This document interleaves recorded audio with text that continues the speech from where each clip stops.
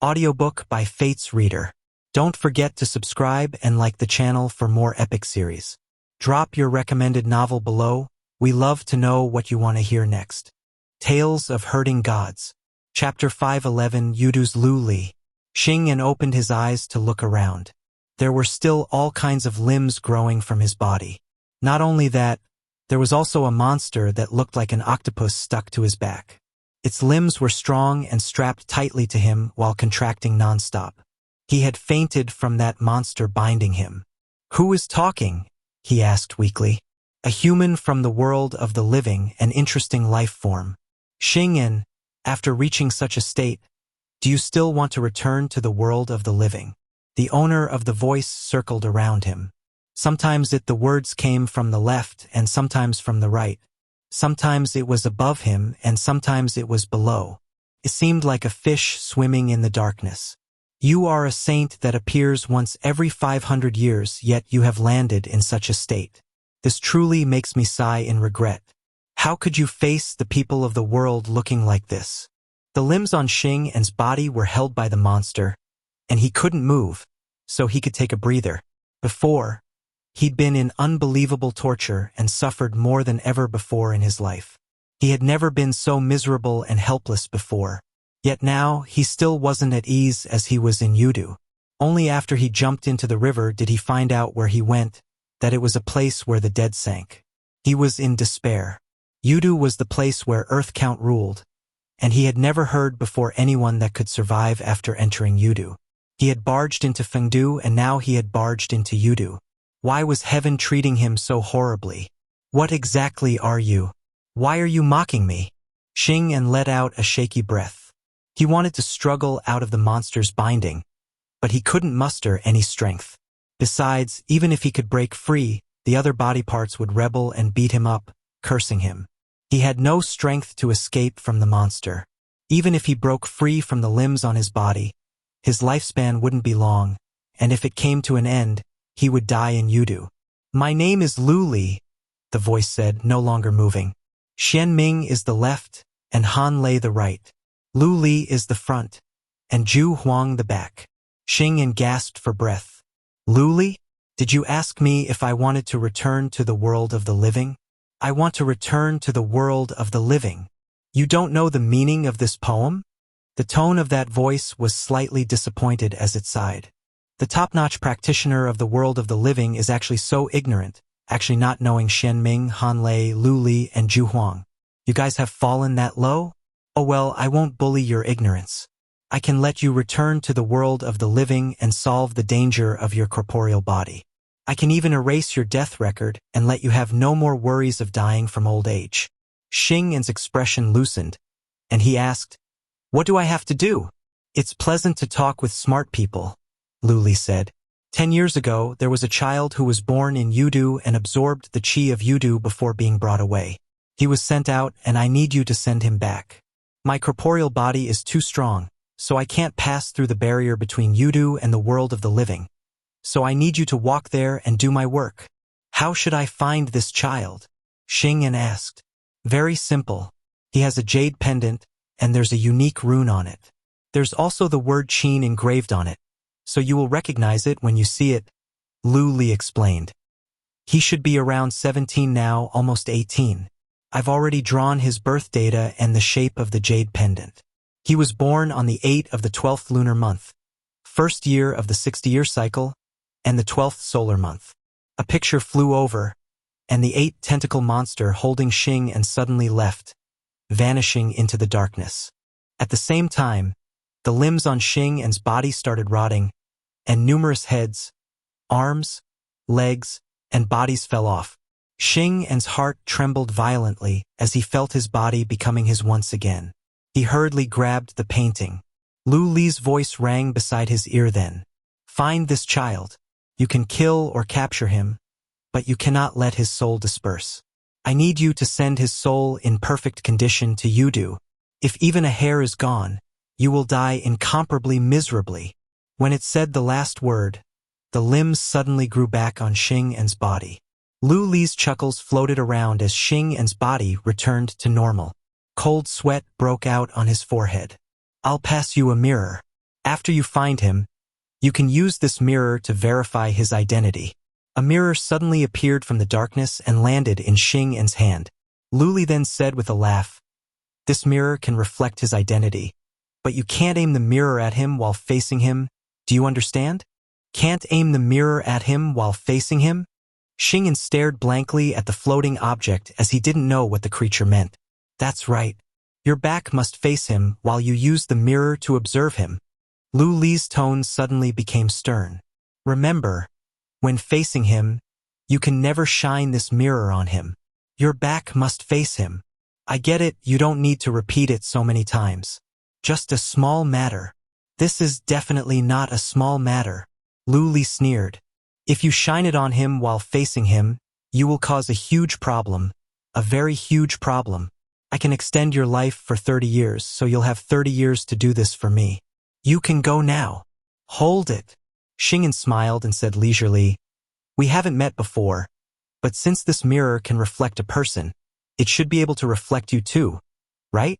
He flipped the mirror and pointed its face behind himself. "You." He stared at the mirror and saw the reflection of a peerless beauty.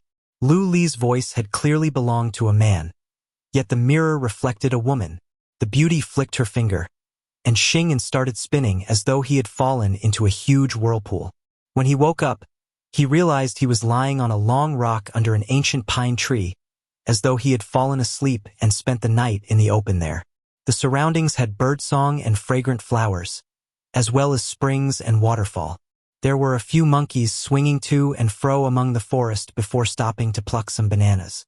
They peeled them and ate eagerly while looking at him with caution. Stunned, Xianxia looked around. How was he still not at the broken cliff of great ruins? There was an ocean in front of him. "What is this place?" he couldn't help asking bewilderedly. "This is South Sea." The monkey threw a banana peel that hit his head. "South Sea." Xianxia immediately got up at a loss. He was now located at the southernmost part of Great Ruins, which was some 30–40,000 miles from where he had entered Fengdu. "You are a strange beast in Great Ruins, but you can talk. It seems like you are a strange breed which awakened your intelligence." Xianxia picked the banana peel and flicked it away. "Taking into account that you pointed out the location for me, I won't kill you, but some suffering is inevitable." The monkey jumped up. When it landed, a banana peel appeared under its feet, causing it to slip and fall. The monkey was furious, but when it climbed up, wanting to take revenge on Xianxia, he had already disappeared without a trace. "How petty!" The monkey was furious and jumped onto a tree, but to its surprise, what it grabbed was another banana peel, and so it came crashing down from the tree. The banana peel seemed to have gotten stuck to the monkey. As long as it jumped up, it would automatically fly to its hands or legs, causing it to slip and fall badly. The monkey was furious and picked up a stone to tear the banana peel to pieces. By then, Xianxia had already left and was mumbling to himself. "Even though Lu Li is remarkable, she can't enter the world of the living. How can I, Xianxia, be manipulated by her? She gave me a lifespan of 30 years and she wants to control me with that? Not so easy." Divine Physician Qin said that he has already established the space algebra model of the divine bridge and spread it around. "I shall go to eternal peace, and with my comprehension and aptitude, I can become a god in 1 or 2 years and break free from her control." Suddenly, Lu Li's voice rang out beside his ears. "Rascal! I'll take away 15 years from your lifespan." Xianxia's heart trembled violently, and he hurriedly looked around. However, he couldn't find any traces of Lu Li. This is the world of the living, and she can't come here. It must be a hallucination. Just as he thought that, he suddenly came to a realization and quickly opened his life and death divine treasure. He saw that it was connected to Yudu, which was dark and hazy. A pair of eyes were glowing in the darkness there, staring at him. Xianxia's blood went cold. He knew he could never break free. Even if he became a god, it would be hard for him to escape from that woman's control. Who exactly is this person that's born in Yudu? Xianxia frowned. There were many 17 years old, so where was he going to find such a person? Oh! Fatty dragon, faster. The sky is almost dark. Qin Mu hurried. We need to find a ruin or a village before the night comes. The darkness flooded over from the west as Qin Mu brought the dragon Qilin and the chest to a ruin full of strange beasts of great ruins. They all stayed together in harmony. The chest took the time to dug out a broken stone tablet from underground and planned to stuff it into its stomach, but it was too huge and didn't fit inside.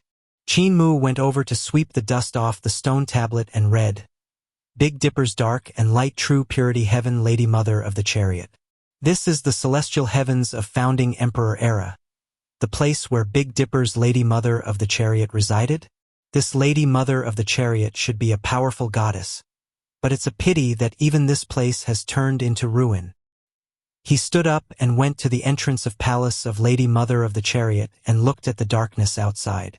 The darkness seemed like it was blocked by a screen of light at the palace's entrance.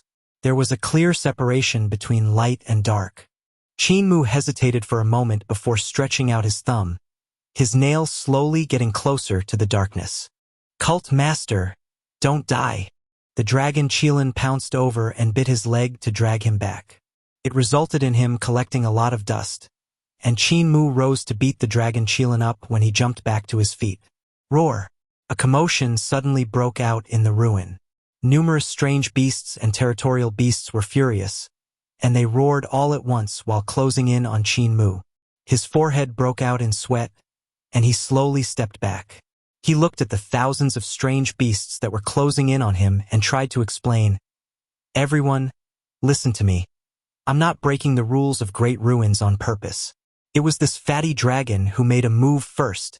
He retreated to the door and leaned against a stone pillar. Some of the huge beasts beat their chests while some snarled and showed their teeth. Some were sharpening their claws and some were preparing their divine arts, ready to kill the fellow who had broken the rules of great ruins. Qin Mu gritted his teeth and suddenly turned. With a headlong dash, he pushed his head into the darkness. Most of the strange beasts were dumbfounded. The dragon Qilin wailed loudly and bit onto Qin Mu's pants to pull him back. The other strange beasts covered their faces as they knew a skeleton without flesh would be pulled out. Either that or the neck would have been severed cleanly and be all bloody. Fatty dragon, go away. Qin Mu gave a kick, and the hairs of all strange beasts stood up on ends. Their blood ran cold. Moving. A territorial strange beast stuttered before its voice rose in a shout. Moving corpse. At that moment, Qin Mu entered the darkness with a pop. Before the strange beasts could let out a sigh of relief though, a head suddenly popped back in from the darkness. Thump! A strange beast collapsed, having fainted from fright. Tales of Hurting Gods. Chapter 512 Girl in the Darkness. Qin Mu shrunk his head back and looked around. If he had not broken the rules of great ruins and been forced out by the strange beasts, he would not have barged into the darkness. He had never thought before that the day would come when he could step into the darkness by himself. It was completely different from relying on the protection of the stone statues or the chest. He felt as if he blended into the darkness like a fish in water. It was like he was part of the darkness. In his eyes, it was no longer pure black, but similar to fog. This isn't truly darkness, but a special kind of substance. Qin Mu was astonished. He was always curious about the darkness in great ruins, but his cultivation had been too low to enter the darkness. But even with enough power to enter the darkness, he reckoned he wouldn't be able to discover the marvel of the darkness because strong practitioners like Village Chief and Xing'an were forcing it back and not letting it get close to them. Forcing the darkness back made it difficult to discover the truth about it. Qin Mu was, however, blending in with the darkness, so it was much easier for him to see it. Village Chief had once guessed that the darkness of great ruins wasn't truly darkness. Instead, it was a world that overlapped with great ruins, and he named it the Dark Realm. It was later that Village Chief discovered that there wasn't only one dark realm in great ruins but several. He had also called Fengdu a dark realm. However, as Qin Mu's understanding of Fengdu increased, he discovered another secret. Fengdu could be called a dark realm, but it was only a corner of it, one which belonged to none other than Yudu. That place was one of the dark realms in great ruins. Yudu and Fengdu were moving and changing their locations continuously, so they didn't cover the entire Great Ruins. The one that did it should be another dark realm. When Qin Mu stepped into the darkness, he discovered another truth of Great Ruins. The darkness was some kind of strange substance. When I entered another world through the broken cliff and realized that the day and night of that world were the opposite of those in Great Ruins, I had a daring guess. Qin Mu's gaze flickered. He remembered what he had seen and guessed in the Golden Desert. That world was the Great Ruins of High Emperor era, where he had gone to avoid Xianxia. There was also day and night there, and they were opposite to the day and night in Great Ruins. Because of that, Qin Mu guessed that the darkness flooded over from the Great Ruins of High Emperor era. When the sun set, the darkness flowed out through the cracks and went to the Great Ruins of Founding Emperor from the Great Ruins of High Emperor. When High Emperor Great Ruins started a new day, Founding Emperor Great Ruins went to night. When the sun rose, the darkness returned to High Emperor Great Ruins. The two Great Ruins formed an hourglass, and the darkness was the sand inside, flowing to and fro. This was Qin Mu's guess. However, he had been running from Xing and back then, and there was only Pangong so nearby, so he hadn't voiced his guess to anyone. When in the darkness now, he discovered that it was some strange substance, and it affirmed his guess. If the cracks on the broken cliff stretching from north to south were blocked, could we lock the darkness in High Emperor Great Ruins? From then on, would there be no more invasions of darkness at night? Qin Mu blinked, finding this reasoning realistic. However, he didn't know if it would succeed or not. Besides, the broken cliff was very large and had numerous cracks, so it would be connected to more than one world. How to block the cracks was also another problem. Blocking isn't the best method to solve the problem. The best way to do it is to familiarize myself with the characteristics of the darkness that can swallow people. Qin Mu studied the dark substance, which was like fog in detail. Black specks had shape, but not physical substance, as they could pass through the skin.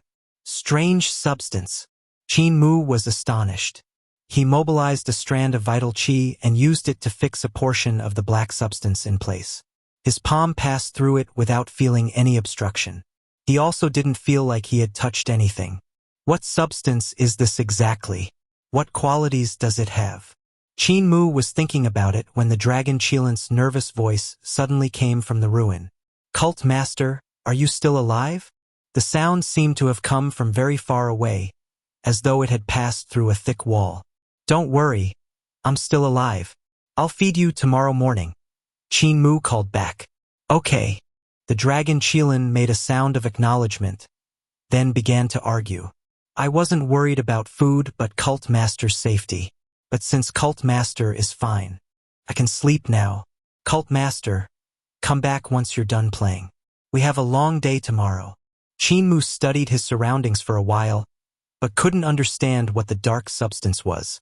At the moment he was about to head back, he saw a monster. Whispers came from his surroundings.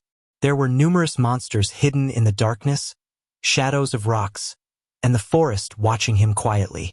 Scuttling sounds could be heard from time to time as black shadows moved around like phantoms, jumping from one patch of darkness to another at an extremely fast speed. Qin Mu found it hard to see their movements even when he activated his divine eyes. Suddenly, he faintly saw real shadows walking through the darkness. These figures seemed to be located between the void and reality, and they weren't monsters but humans.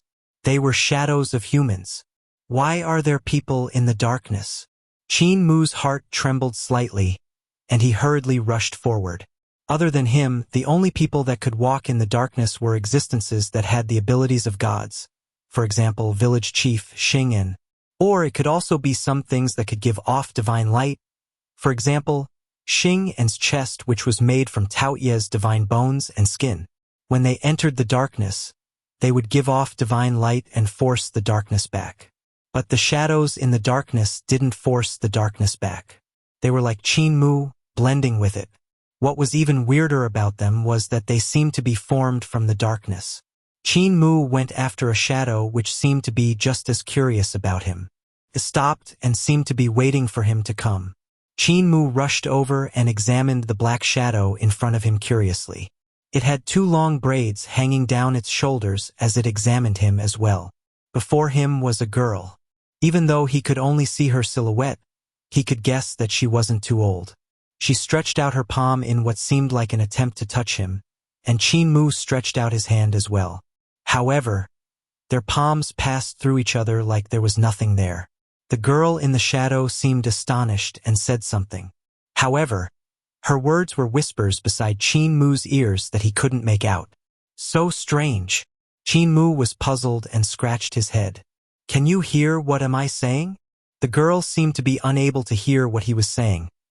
Their voices were warped by a strange power. Suddenly, the girl squatted down, her braids bouncing from the motion. She stretched out her hand and wrote something on the ground. Qin Mu lowered his head to look, but he could only see black light flowing below. There was nothing written on the ground. He also wrote a sentence, but the shadow girl shook her head, expressing that she couldn't see what he was writing either. An idea flashed in Qin Mu's head. Pulling his sword out, he executed sword treading mountains and rivers, but the girl still shook her head, expressing that she didn't understand what he was doing. Qin Mu was out of ideas. Suddenly, the black shadow girl ran forward and stopped after a few steps to beckon him over.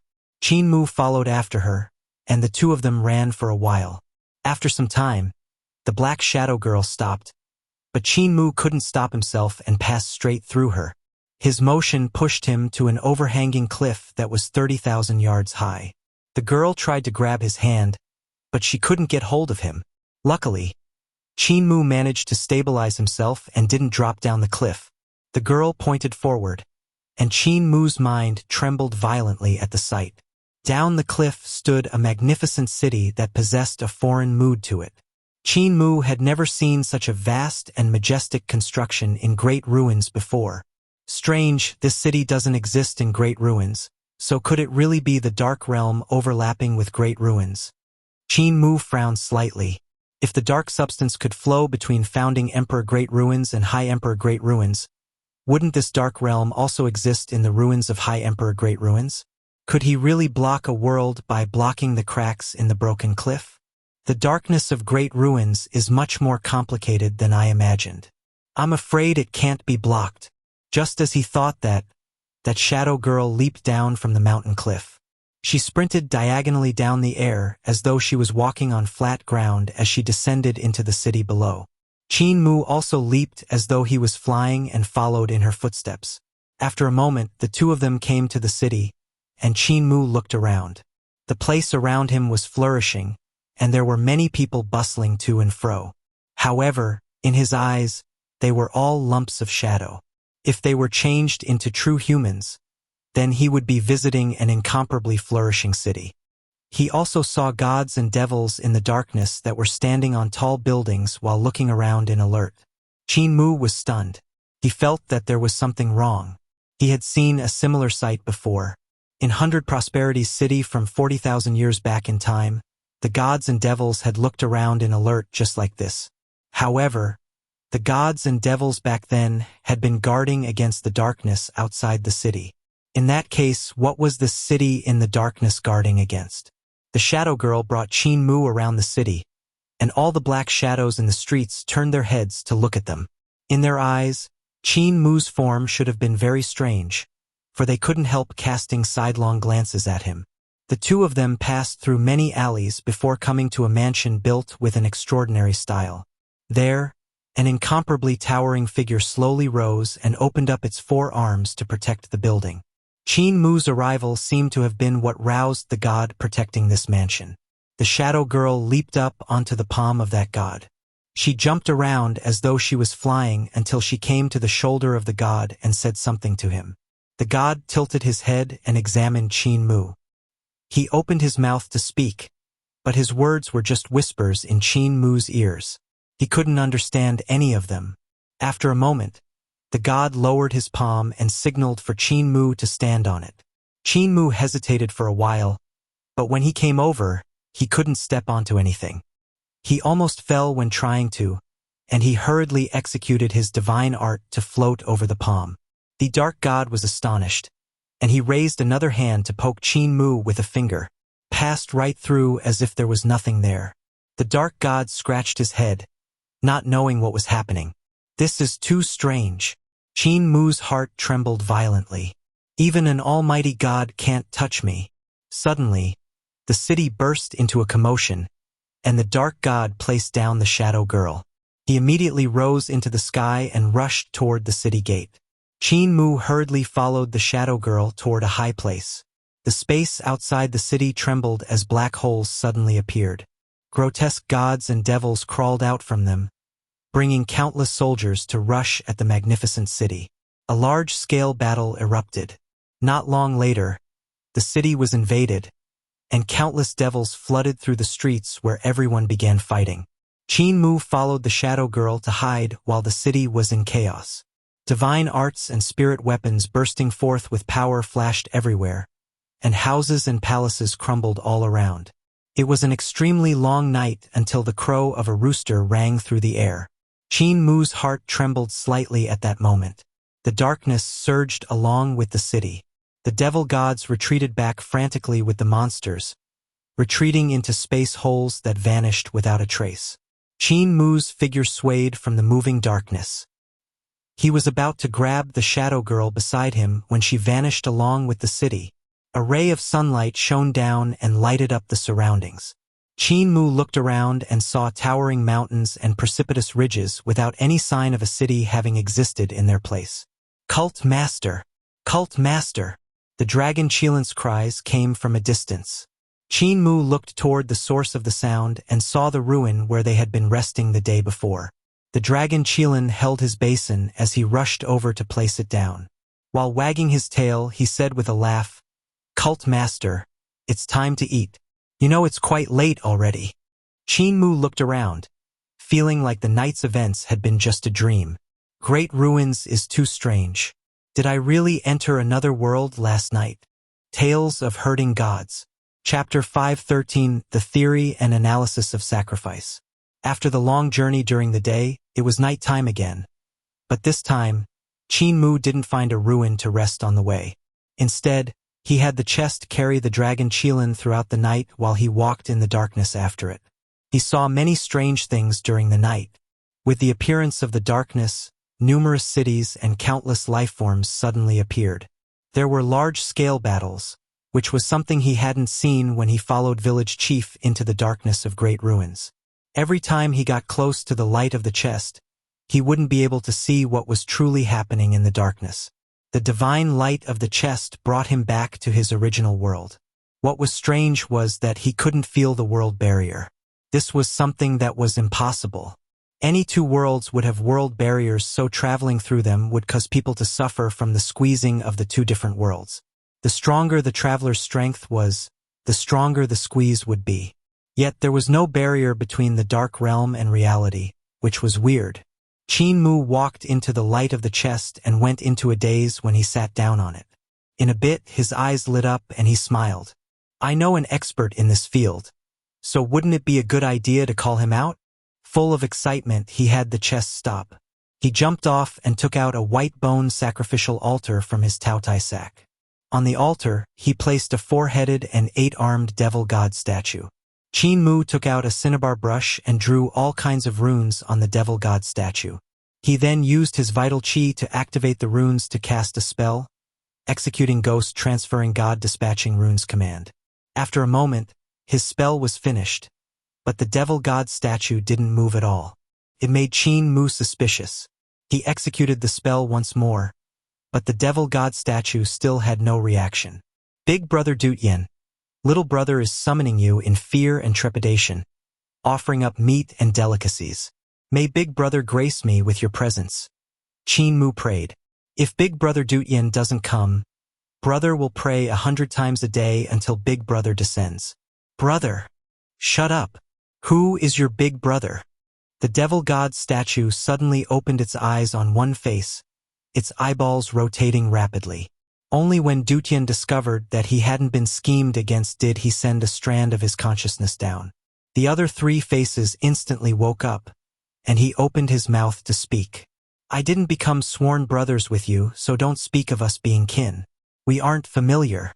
If you prayed 100 times a day to me, I'd be annoyed to death by you. Cult Master Qin, what have you summoned me for?" Qin Mu let out a sigh of relief and said with a smile, I have a thing that I don't understand. He explained what he'd seen in the darkness and asked, why when two worlds overlap there's no world barrier or rejection when passing through them? The wooden devil god statue stood up from the sacrificial altar and plucked a white bone to eat it as if it was sugarcane. I thought you summoned me with some scheme in mind, but it's just this kind of small matter.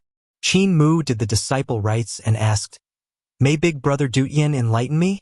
Dutian Devil King felt his blood run cold and immediately said, don't be so polite. When you are so polite, I can't help suspecting that you're going to create trouble for me. What you say actually involves the energy of the world which is always fixed. The birth, cultivation, and death of a person won't change the structure of the world's energy. It is the most basic law. Qin Mu thought about it before saying, the birth, cultivation, and death of a person won't change the energy structure, even if they became God or devil, turning into an undying being? Even if one becomes a god or devil, it won't change the fixed energy in this world. It won't make the energy of this world become more and it won't reduce it, Dutian Devil King said. The energy of a world is constant and the changes to it are limited. When a person travels to another world from this world, the world will lose the energy of a person while the other world will gain the energy of a person. This results in encountering 2 times of one's own energy affecting one's body.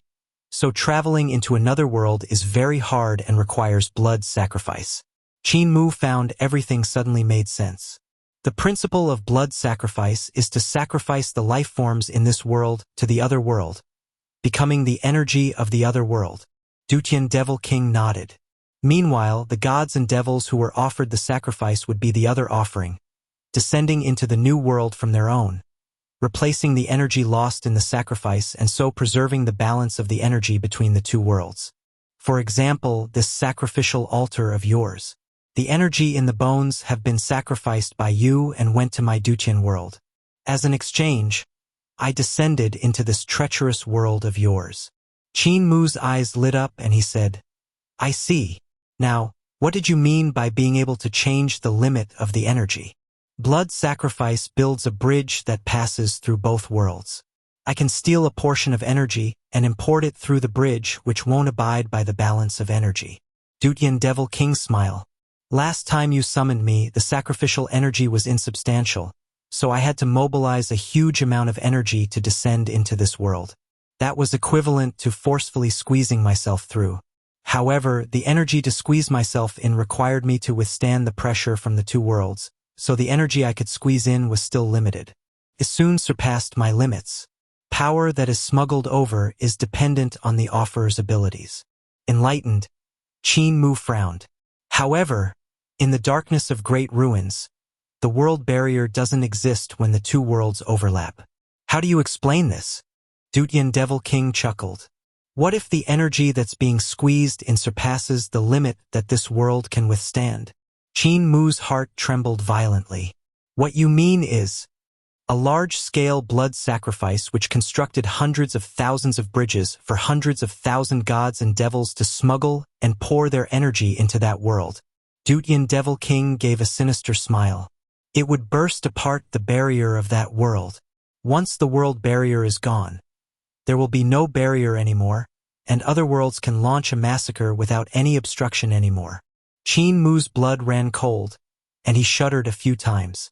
Disbelief colored his face, and he cried out, What you mean is that world in the darkness of great ruins is a world whose barrier had been burst apart? It might not be that world in the darkness that had its barrier burst open, Dutian Devil King said while beaming at him.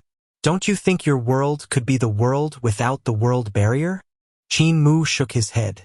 If this world was the one without it, you could have long descended. That world I saw in the darkness had a lot of space holes opened up by countless devil gods who led their people to attack. It's clearly a world that had its world barrier burst apart. Dutian Devil King sat down on the chest and yawned.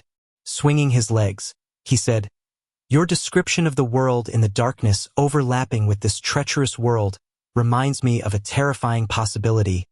World sacrifice.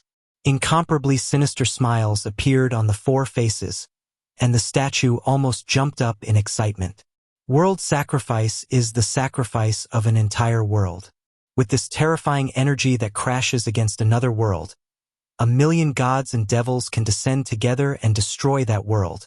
This is the grandest of plans. They are going to destroy that world? Qin Mu asked in bewilderment. The wooden devil god statue creaked as the heads turned. All 4 pairs of eyes landed on the youth. Qin Mu's hair stood up on ends, and he cried out, "You are saying that after the hundreds of thousands of devil gods that burst apart the world barrier of that world in the darkness plan to sacrifice that world to descend here?" Dutian Devil King's heads rotated around their necks a few times as he clapped his hands in praise. Smart.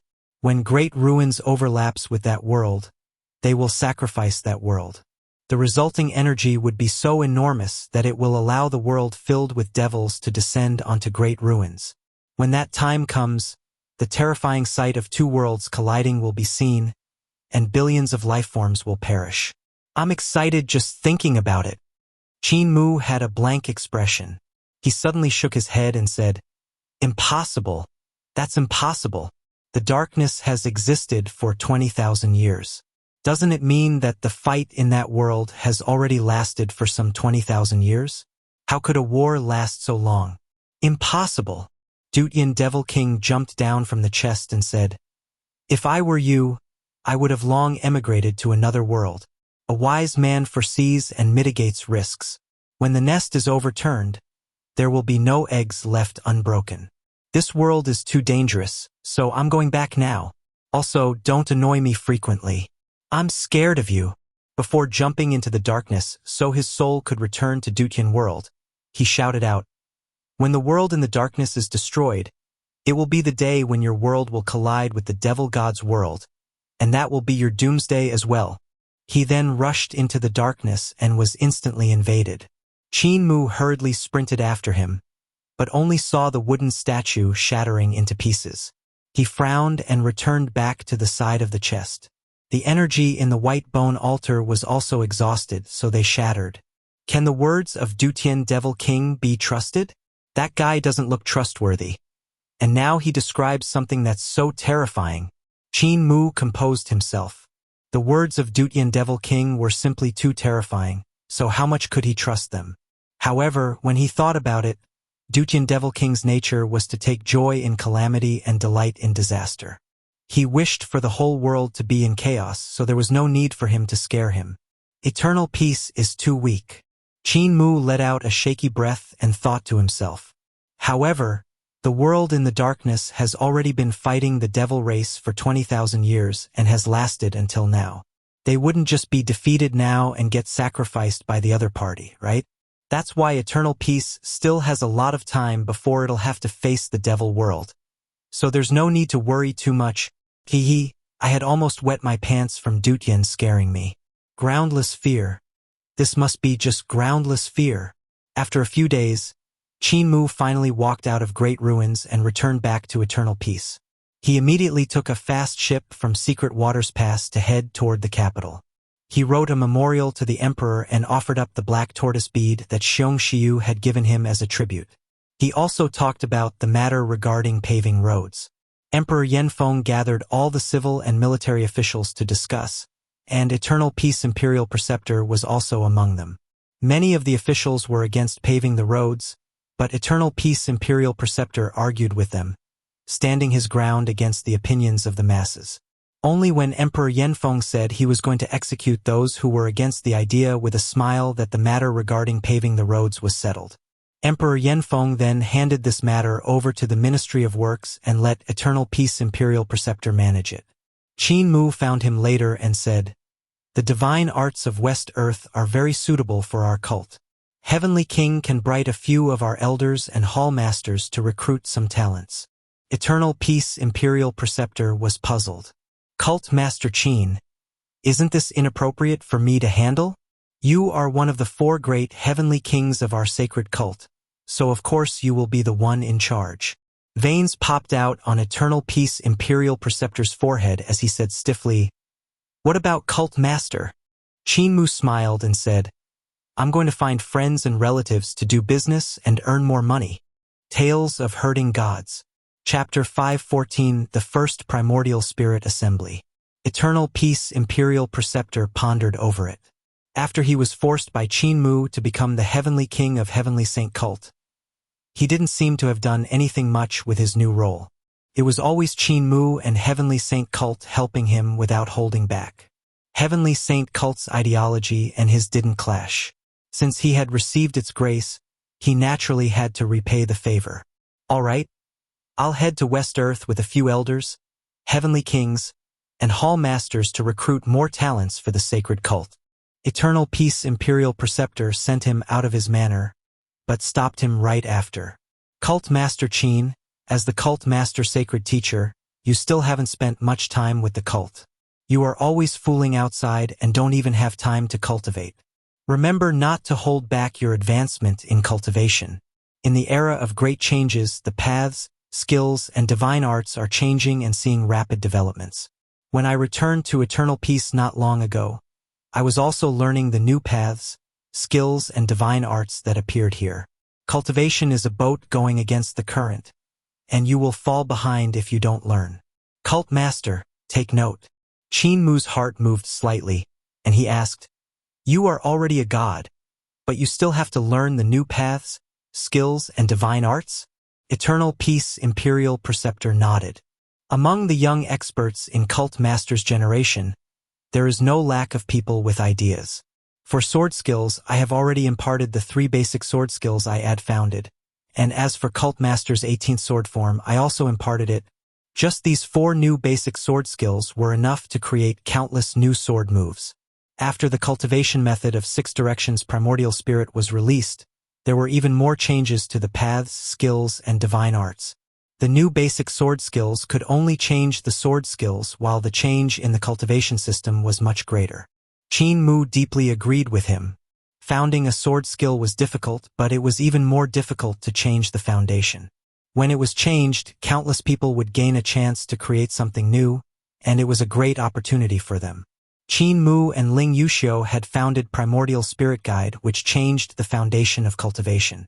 When it was changed, there appeared countless new possibilities, and many people put their knowledge to work on this new foundation, making the paths, skills, and divine arts take the leap forward. Like that, numerous great masters would be born. However, Qin Mu also had to learn the new paths, skills, and divine arts. I suggest you go to Imperial College and the 4 big academies. Stay in each academy for a period of time and exchange pointers with the young people there. Eternal Peace Imperial Preceptor sighed ruefully. The paths, skills, and divine arts see rapid developments daily, and the ideas of the youths are really endless. In just a few months' time, I've already grown old and fallen behind times, needing to learn from those youths. In the future, there will definitely be many more of the younger generation who can cultivate to the God realm. 2 days before you came to the capital, Tao Master Lin Xian led a bunch of young disciples to Imperial College to exchange pointers regarding paths, skills, and divine arts where I had also learned. When talking with him, I had quite a lot of thoughts and feelings. Yesterday, Rulai Ma had also brought numerous monks and demons over to debate in Imperial College. However, I didn't have the time to go. Old Ma is also in the capital? Qin Mu was delighted. He then asked, "Imperial Preceptor, how many gods are there in Eternal Peace Empire?" Eternal Peace Imperial Preceptor was slightly stunned. "Why are you asking this?"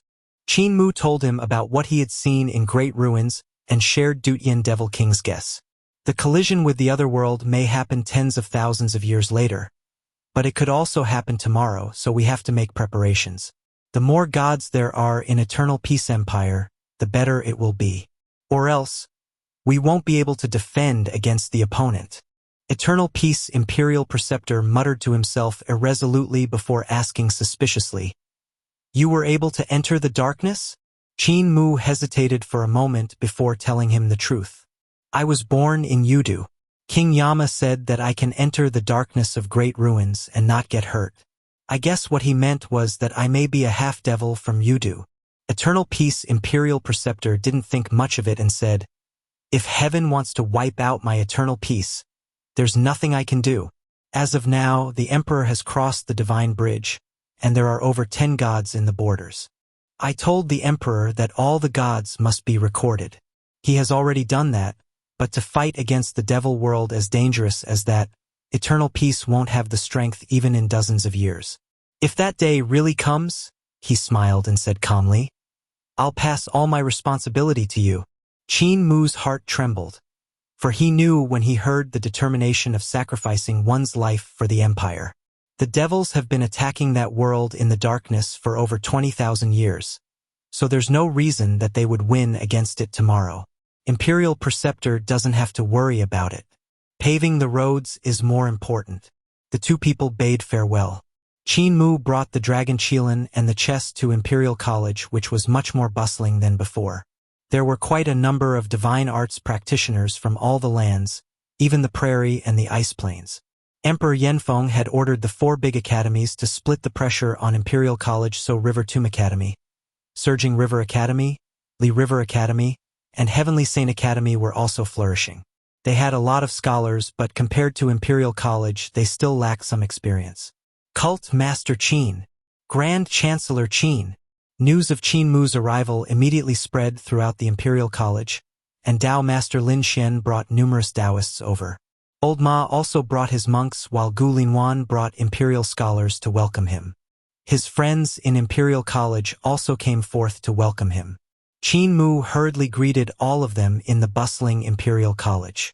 Grand Chancellor Qin was a scholar of our Imperial College's scholars' residence.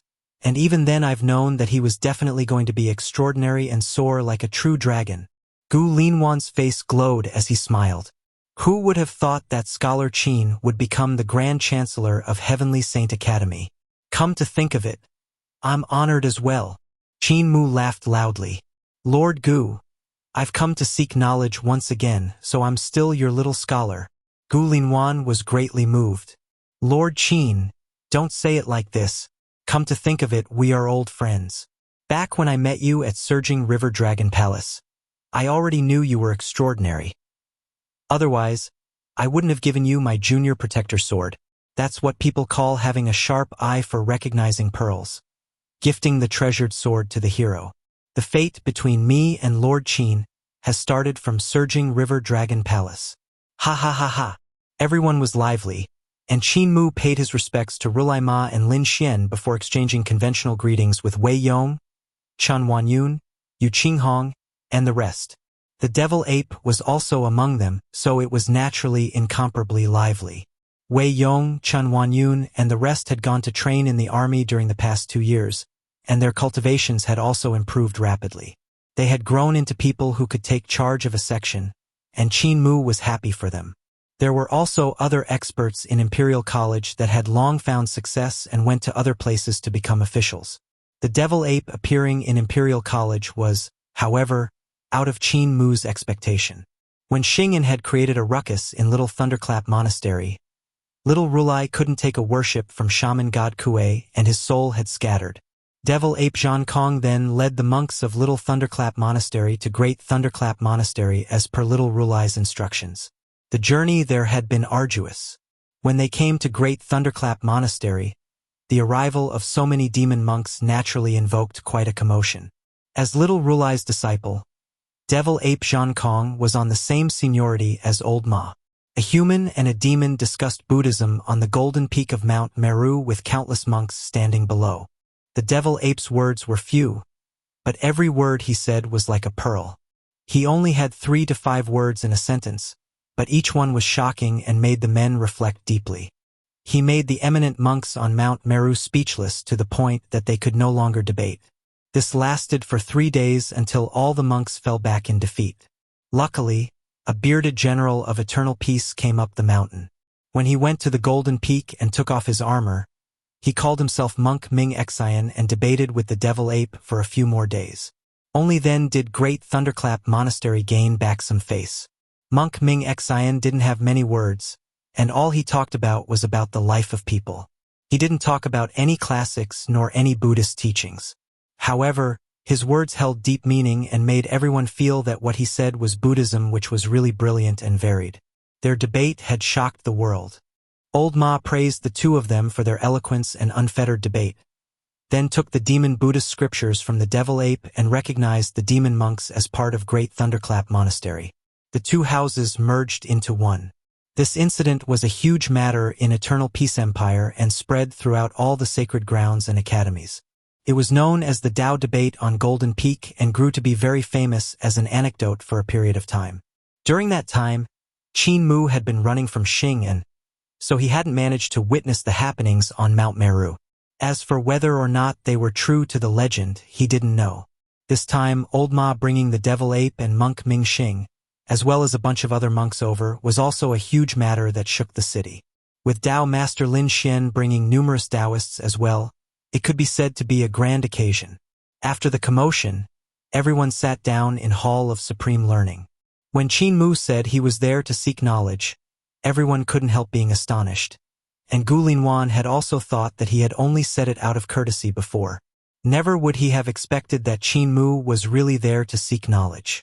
Gu Linwan then immediately invited the divine arts practitioners from all halls in Imperial Preceptor to talk about their comprehensions.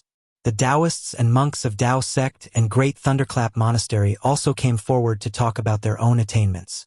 For a period of time, all kinds of never-before-seen divine arts, paths, and skills flooded the room, and even Qin Mu couldn't help exclaiming endlessly in admiration. He was in awe at the creativity of these divine arts practitioners. After 2 days, Ling Yuxiu and Ling Yushu came to the capital for debriefing. When they heard about what was happening in the Imperial College, they joined in to discuss the reform and new developments in the paths, skills, and divine arts. After a few more days, the younger generations from the other 4 big academies had also hurried over. The scholars of Heavenly Saint Academy were led by Si Yunxiang. The scholars of River Tomb Academy followed Qin Feiyu, who was the disciple of Eternal Peace Imperial Preceptor, the directorate of River Tomb Academy.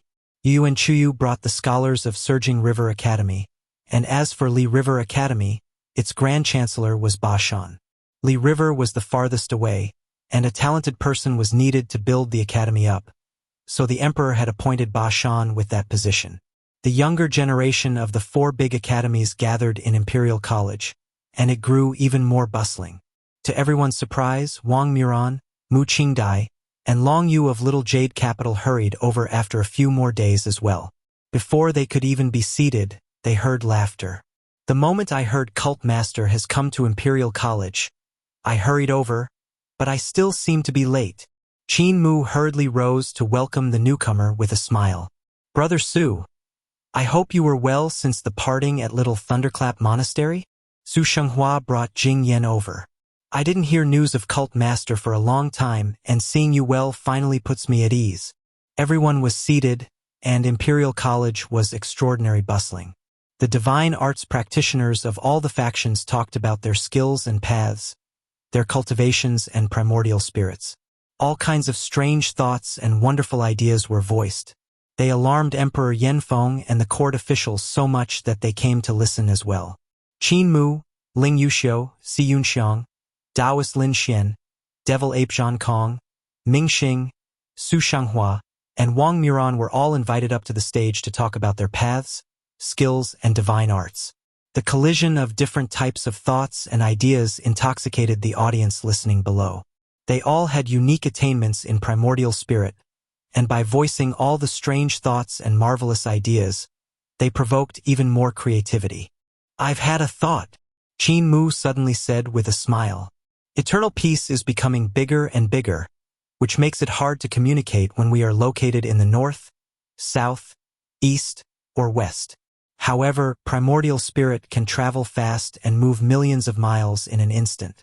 If we could communicate with primordial spirits, wouldn't that save us all that time of journeying around to meet up? His suggestion was instantly met with numerous approvals from the youths in the audience. All of them started to rack their brains to think of ways for different primordial spirits to communicate and voice them without restraint. Emperor Yanfeng and Duke Wei looked at each other in dismay. Duke Wei said, "They were still talking normally earlier, but now they've begun to talk nonsense. The primordial spirit moves too fast, crossing millions of miles in an instant, so it's hard to gather it together. It's hard to control the primordial spirit and even know where it has gone, So what talk could there be about communication in a specific place with it? Emperor Yanfeng smiled and said, "Let's look and see." After a moment, Duke Wei and the rest stared with their eyes wide open, dumbfounded. In front of Hall of Supreme Learning, as everyone discussed how to draw various primordial spirits together, all kinds of techniques were easily created. This made Duke Wei, Emperor Yanfeng, and the rest of the older generation exclaim endlessly in admiration. Qin Mu in the meantime was tidying up the ideas, and after a long time, he finally created a new technique on the foundation of Primordial Spirit Guide. He imparted the technique to everyone, which filled them with excitement. They immediately reconstructed Hall of Supreme Learning and added all kinds of rune markings in its interior. "Everyone, let's go 1,000 miles north, south, east, and west to hold a Primordial Spirit Assembly," Qin Mu said excitedly. The 10 million scholars in Hall of Supreme Learning rose with an uproar and left into the distance. The Imperial College instantly emptied out. Only the Emperor and the officials were left, looking at the empty hall. After 2 hours, Qin Mu's primordial spirit suddenly appeared, its body gigantic. His consciousness shook slightly as he stated, "The first primordial spirit assembly begins." Bang, bang, bang. Primordial spirits instantly appeared in Hall of Supreme Learning, gathering all together. 10 million primordial spirits sat down in the void. Outside, Emperor Yanfeng and the rest were speechless for a long time, staring blankly before themselves. Tales of Herding Gods. Chapter 515, Sharing a Cooked Fish Dragon. Visit of a Star at Night. A change in the art of war is imminent. Duke Wei suddenly sighed ruefully. Grand General of Heavenly Strategies and the rest nodded when they heard his words. Qin Mu and the 10,000 scholars, as well as the divine arts practitioners of the sacred grounds, had messed around and made a primordial spirit assembly. They were having fun and felt that it was something interesting, but the shock it brought to the generals that led the army was incomparably huge. Since ancient times, the battlefield changed in a matter of seconds. The communications between the army, its reinforcements, supply train, and the emperor posed a huge problem. In the past, Eternal Peace Imperial Preceptor had forged flying ships to soar through the sky. He also forged land ships and paved roads everywhere to make traveling faster. Besides making it more convenient for people to meet, it allowed for news to travel faster. And because of using both the land and sky, more places were covered. Yet as the territory of Eternal Peace Empire expanded, the time taken for news to travel from one place to another kept on growing. The time taken for the army to move to the border also increased. Even though the pill furnace that Qin Mu had improved could increase the speed, the number of medicinal stones burned in just one trip was extremely great. If a flying ship set off from the capital and headed for True Heaven Palace in West Earth, it would take several days, and the medicinal stones burned would be enough to fight a small-scale battle.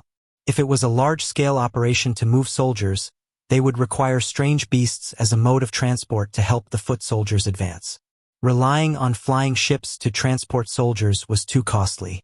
But with the Primordial Spirit Assembly, they would be able to send news and be in control of a battle that was even 200 miles away. In the hands of a general, something like that could literally decide the fate of the battle. Your Majesty, Chancellor Qin used the word assembly. He has the heart to rebel. An old minister knelt onto the floor and said loudly, "Assembly is always a court assembly, and this so-called assembly is meant to collect the civil and military officials in court." Chancellor Qin's usage of the word assembly shows his ambitious heart. "May your Majesty order his execution." Emperor Yanfeng was speechless, and the generals scolded that old minister angrily. The old minister then kowtowed and banged his head against the ground loudly to show his loyalty. After a moment, Emperor Yanfeng waved his hand and said calmly, "Assembly isn't just used by the imperial court. Elder Yugu is lacking in knowledge. Attending the court can mean entering a court assembly, but it can also be used in other ways." Back in the day, Heaven Knife had written a poem which he started with words assembly with friends at Wei River. Heaven Knife is a literary hero, and his knowledge surpasses yours by 100 times. His writings eulogized even until now. He isn't the emperor, but I don't see anyone saying he's trying to rebel by using the word assembly. The emperor helped Elder Yugu up and told him with a pleasant expression. Elder Yugu, you are old, so I won't execute you. I permit you to return to your hometown. The other ministers were puzzled. His Majesty seems to be in a good mood today. He actually didn't behead him. Elder Yugu only lost his official position but not his head. He's so fortunate. Everyone, stop talking. Be quiet now. Qin Mu's voice rang loudly. Let me first ensure that we can communicate between primordial spirits. Can you guys hear me talking? In Hall of Supreme Learning, countless people spoke up. We can hear you clearly. Execute your techniques, and see if you feel discomfort in your primordial spirit? He then ordered them. Numerous primordial spirits made a racket in Hall of Supreme Learning. Suddenly, one person's primordial spirit vanished with a pop before reappearing after a moment. It was pretty scary. There were also some primordial spirits that were fading out from time to time while another group of people was floating around. Laughter echoed through the Hall of Supreme Learning that was in turmoil. Everyone was getting headaches from that noise. Qin Mu recorded everything that happened and clapped. All right, dismissed. Everyone pulled their primordial spirits back and vanished from Hall of Supreme Learning. The first ever primordial spirit assembly had ended like that. Emperor Yanfeng turned his head and looked at the scribe behind him. Have you noted it down? That scribe carrying a thick scroll hesitated. Your Majesty, this primordial spirit assembly was only Lord Qin fooling around with a bunch of scholars. They only said a few sentences in total and most of them were nonsense. Do I have to write them down as well? Emperor Yanfeng sighed and tapped heavily on the scroll he used to record all the huge incidents in the imperial court. He then said sincerely and earnestly, if thousands of years later the future generation of eternal peace searches through all the historical records and doesn't find the record of the first primordial spirit assembly, they are going to jab at your spine and scold you. Not only must you record it, you even have to paint it. This primordial spirit assembly. Cold sweat broke out of the forehead of that scribe. He hurriedly recorded the event of the first primordial spirit meeting and the few sentences that Qin Mu and the rest had said. He felt extremely grieved in his heart as he did so. These words are clearly nonsense, so why would the future generations scold me because of this little thing? However, if I don't record them, His Majesty is going to behead me. 2 more hours passed, and Qin Mu returned from 1,000 miles away. The other scholars also came back to Imperial College. They started a racket as they did so, making the place incomparably lively. Qin Mu gathered experts skilled in algebra and calculated the lacking points in the technique from the abnormal sites he had recorded. Not long later, the technique approached perfection, and there were no more signs of primordial spirits bouncing all over the place. Qin Mu climbed onto the Hall of Supreme Learning to fix the wrong rune markings, and after half a day of work, they quickly ran out again to make another test. This time, there were no more abnormal sights from the primordial spirits. Emperor Yanfeng never left, quietly watching the proceedings until nightfall. With the emperor not moving, the civil and military officials didn't dare to leave as well, so they all stood there. After Qin Mu was done, he let the secretaries of Floor of Heavenly Records to record the technique and the rune markings. Only then did Emperor Yanfeng went forward and said, Chancellor Qin has done merit to the country, so how should I reward you? Qin Mu stretched his back and said with a smile, If your Majesty wants to reward me, then reward everyone in Imperial College with a dinner. This technique wasn't founded by me, but by gathering the wisdom of everyone here. All right, Emperor Yanfeng then instructed. Invite all the chefs from the Imperial kitchen and let them bring the ingredients as well. I want to reward all the scholars as well as these Taoists and monks that are in Imperial College with food and drinks. If there's a lack of manpower, officials, invite all the chefs in your respective families as well. I'm going to dine here and eat with them too. The lamps in Imperial College shone so bright that it seemed like day, and all the chefs in the capital were probably invited to Imperial College to cook up their best dishes. All kinds of culinary techniques were executed, and it was a dazzling sight, like all the different kinds of divine arts coming together. The fragrance of the food drew out the glutton in everyone, and the emperor ordered people to bring over fine wine from the palace. Does this technique of yours have a name? Emperor Yanfeng turned to ask in the banquet. Qin Mu shook his head, and Emperor Yanfeng smiled. The path produces one, one produces two, two produce three, and three produce all things. Why don't we call it Secrets of Three Primordial Spirit Assembly? What's Minister Qin's opinion? Before Qin Mu could even reply, Gu Linwan brought a bunch of ministers to praise the idea.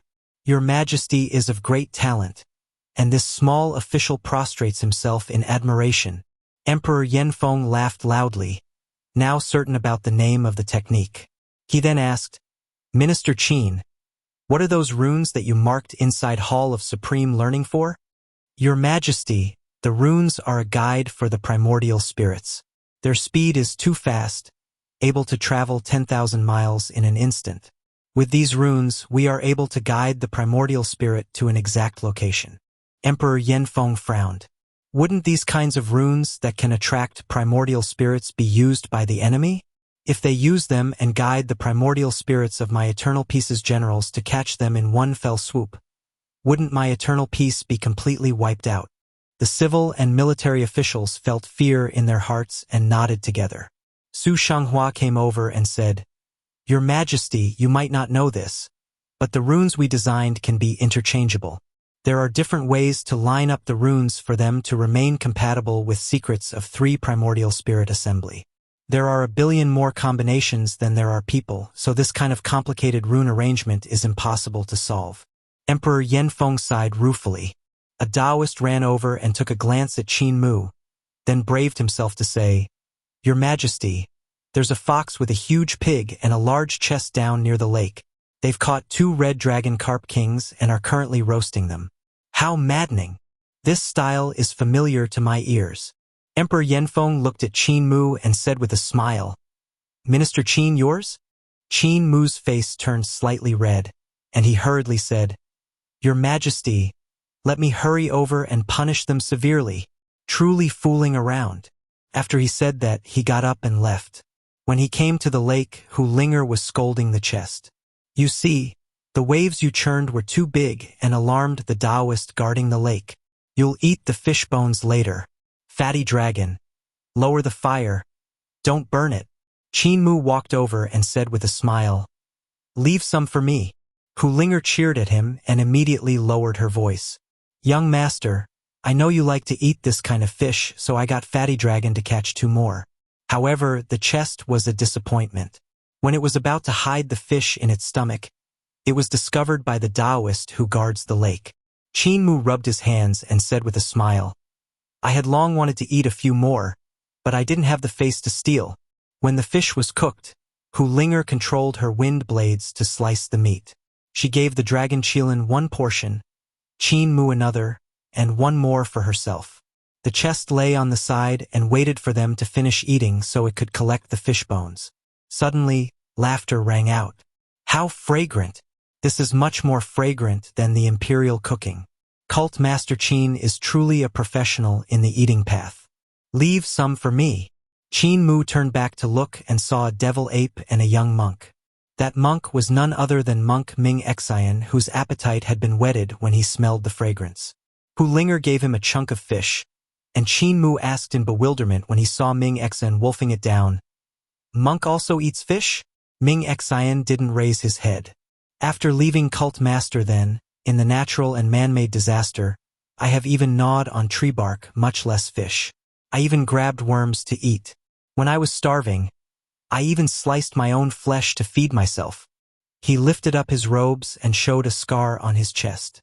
He smiled then. From then on, I comprehended my own scripture. All living things don't mean human and demons only, but also includes plants and worms. However, all living things are just a reincarnation. I eat them, and after I die, they will eat me. It's merely that. When a person is struggling in the sea of bitterness, what they seek isn't Buddha but the other shore in one's heart. And I have already seen the other shore. Qin Mu nodded to his words and said with a smile, Excellent, your frame of mind is very brilliant now. Hu Linger sliced another chunk of fish for the devil ape, who shook its head. Vegetarian, strong. He doesn't want it, but I'll take it. A hand stretched out from the side and took the fish. Tao Master Lin Xian sat down beside the devil ape and said with a smile, "This fish is even more fragrant than the imperial cooking." Qin Mu smiled. "You are also a Taoist monk, yet you can eat non-vegetarian food too?" Tao Master Lin Xian ate the fish in big mouthfuls while saying in a muffled voice, "Even the sky is fake, so how is a monk real? The one that herds cows. You are eating my father's fish again." A gust of fragrance assaulted their nostrils as Ling Yuxiu squeezed past Linger, who was beside Qin Mu, and sat down. She patted her hands and tore a chunk of fish before biting into it without a care for scalding her mouth. She sucked in a few quick breaths and praised, "Delicious, truly delicious. Princess Xiu, wait for me." Xianxia also ran over and sat down beside the bonfire. She wanted to push Linger to the side too, but the fox transformed into a 6 to 7 years old girl with a puff and crossed her arms in front of her chest. She sat angrily between the two girls and didn't get up no matter what. Xianxia was too embarrassed to push her away and could only let her sit there. Everyone was talking and laughing while sharing the red dragon carp king. Not long later, Wang Muran, Mu Qingdai, Long Yu, and Su Xianghua also found their way over. Wang Muran said with a smile, "You guys won't be able to finish 2 carp kings of this size, so let us help you." "No need to thank me." Qin Mu looked around and said with a smile, "It's rare for the heads of Heaven Alliance to meet up, so let's not go home until we are drunk." "What Heaven Alliance?" Ling Yuxiu was puzzled and hurriedly asked, "Is it an alliance to overthrow my father? If it is, count me in." Su Xianghua, Lin Xian, and Wang Muran hesitated for a moment, not knowing if they should explain it. Tales of Herding Gods. Chapter 516 Coerce. This is Xing, the saint before imperial preceptor. Qin Mu roughly introduced Xing to everyone. They were nervous, especially those of the girls. Xianxia, Linger, and Ling Yuxiu had seen Xing before and knew how powerful and terrifying he was. They had seen him in the battle at Granny C's manor, the place where Heavenly Saint Academy now stood. Half of the experts in the world were injured by Xing, including Emperor Yanfeng. He had beaten all those experts into acceptance, and even with so many of them around, no one could handle Xing. In the end, they still had to rely on Qin Mu's dose of supplement to force Xing, and to have no choice but to retreat. And now, this murderer was sitting right beside them, so it was impossible for them to not be nervous. Even though Imperial College had gathered all the strongest existences in eternal peace, and there were even a couple who had patched their divine bridges among the first-ranking high officials, Xing was still the strongest existence in the world. If he wanted to kill them, no one could stop him, not even the gods in Imperial College. Qin Mu smiled. As a saint that appears once every 500 years, Xing is a senior, and it's a good thing that he wants to know more about our Heaven Alliance. Everyone, there's no need to be nervous. Even though he said so, Qin Mu's face was deathly white. It was obvious that he was also extremely nervous. Xing's target was obviously him. As the strongest practitioner of the previous generation, Xing had his own way of doing things, and he would never lay hands on the younger generation. Even if he wanted to, he would wait for them to grow up and reach the god realm in a certain aspect before making his move to take that body part. But Qin Mu was an exception, for he had offended him too many a time.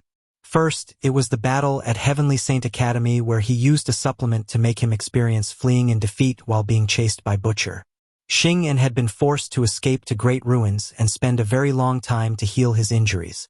Second, quite a number of pieces from his collection had been snatched away by Qin Mu, and it was the most annoying part. Afterward, it was the battle at Little Thunderclap Monastery where Qin Mu had actually stolen his whole chest and seized all his property. If that wasn't enough, Qin Mu had even brought him to Fengdu and made him lose face under the influence of the living realm of the dead. He almost couldn't return alive. All of that had naturally counted on Qin Mu's head.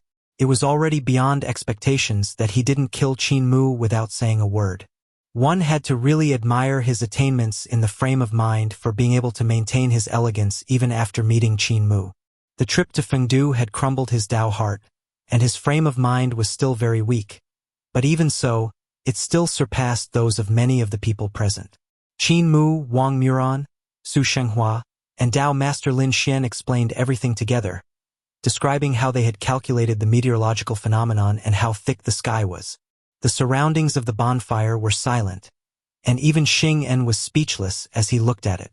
The bonfire roasted the red dragon carp king until fish oil started to emanate and drip into the flames.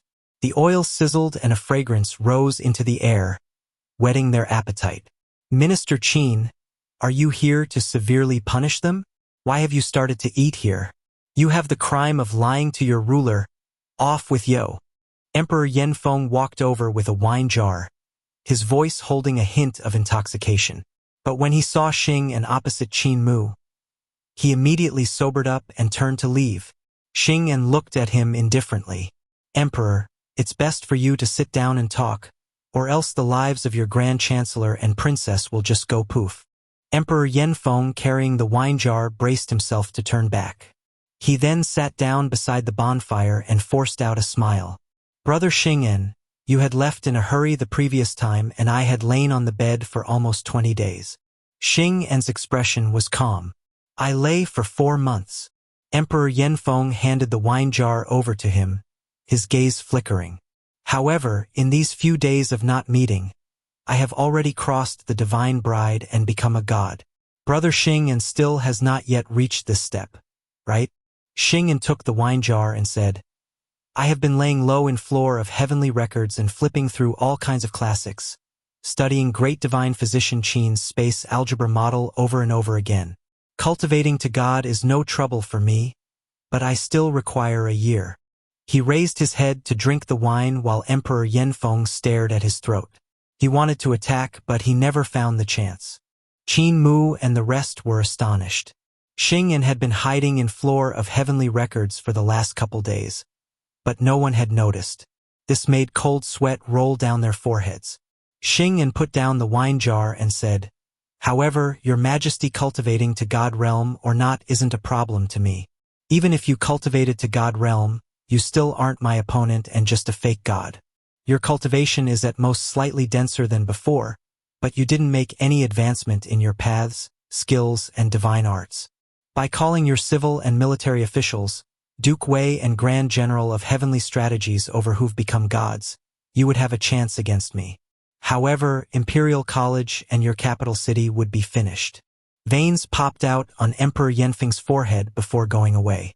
He smiled and said, What were you guys talking about? Heaven Alliance, Xing En said. They discovered that the sky is 100,000 miles high and 1,000 yards thick, so they formed Heaven Alliance. They planned to unravel the mystery and pierce apart this fake sky.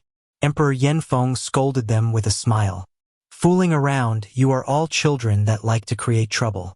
I also know about this incident as Hua Shanling had reported this to me. When I heard Heaven Alliance, I almost jumped in shock, thinking you guys were planning to overthrow me. When he finished saying that, he laughed loudly. His laughter didn't manage to travel far. Instead, it reverberated in the surroundings and caused the qi and blood of everyone around the bonfire to rise. Emperor Yanfeng was astonished and hurriedly stopped. He had planned to use his laughter to lure Grand General of Heavenly Strategies and the rest up, but he hadn't expected that even after cultivating to God realm, Xing En's magic power would still surpass his by so much and be able to form a strange force field. His laughter was trapped in a small space, making it difficult for him to transmit any sound. His cultivation was incomparably dense, so his laughter alone had shaken Qin Mu and Ling Yuxiu until they puked blood. He thus had no choice but to stop. Xing En took a glance at Ling Yuxiu and said, Emperor, don't be cocky so soon, for it's dark under some lamps. Your princess is a hero and is making friends, being the leader among the younger generation in various sects and clans. She will become a person who will be preeminent in the region. Heavenly Devil Cult Master, Tao Master, High Heavens, Little Jade Capital, Buddhism. All these future leaders are friends with her, and once her power is set, you will have no choice but to give up your position to her. You are only looking at the world, but you can't see her who's by your side. Emperor Yanfeng was unconcerned. Senior brother, forget about sowing discord between us father and daughter.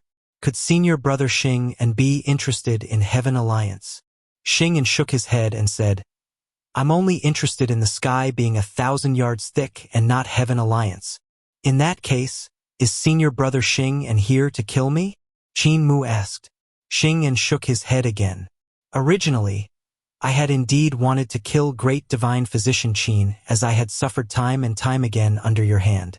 My chest was stolen, my property seized, and I indeed hated you to the core.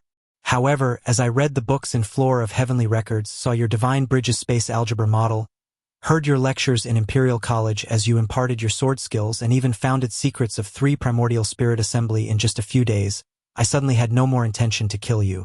Instead, I gained some respect for you.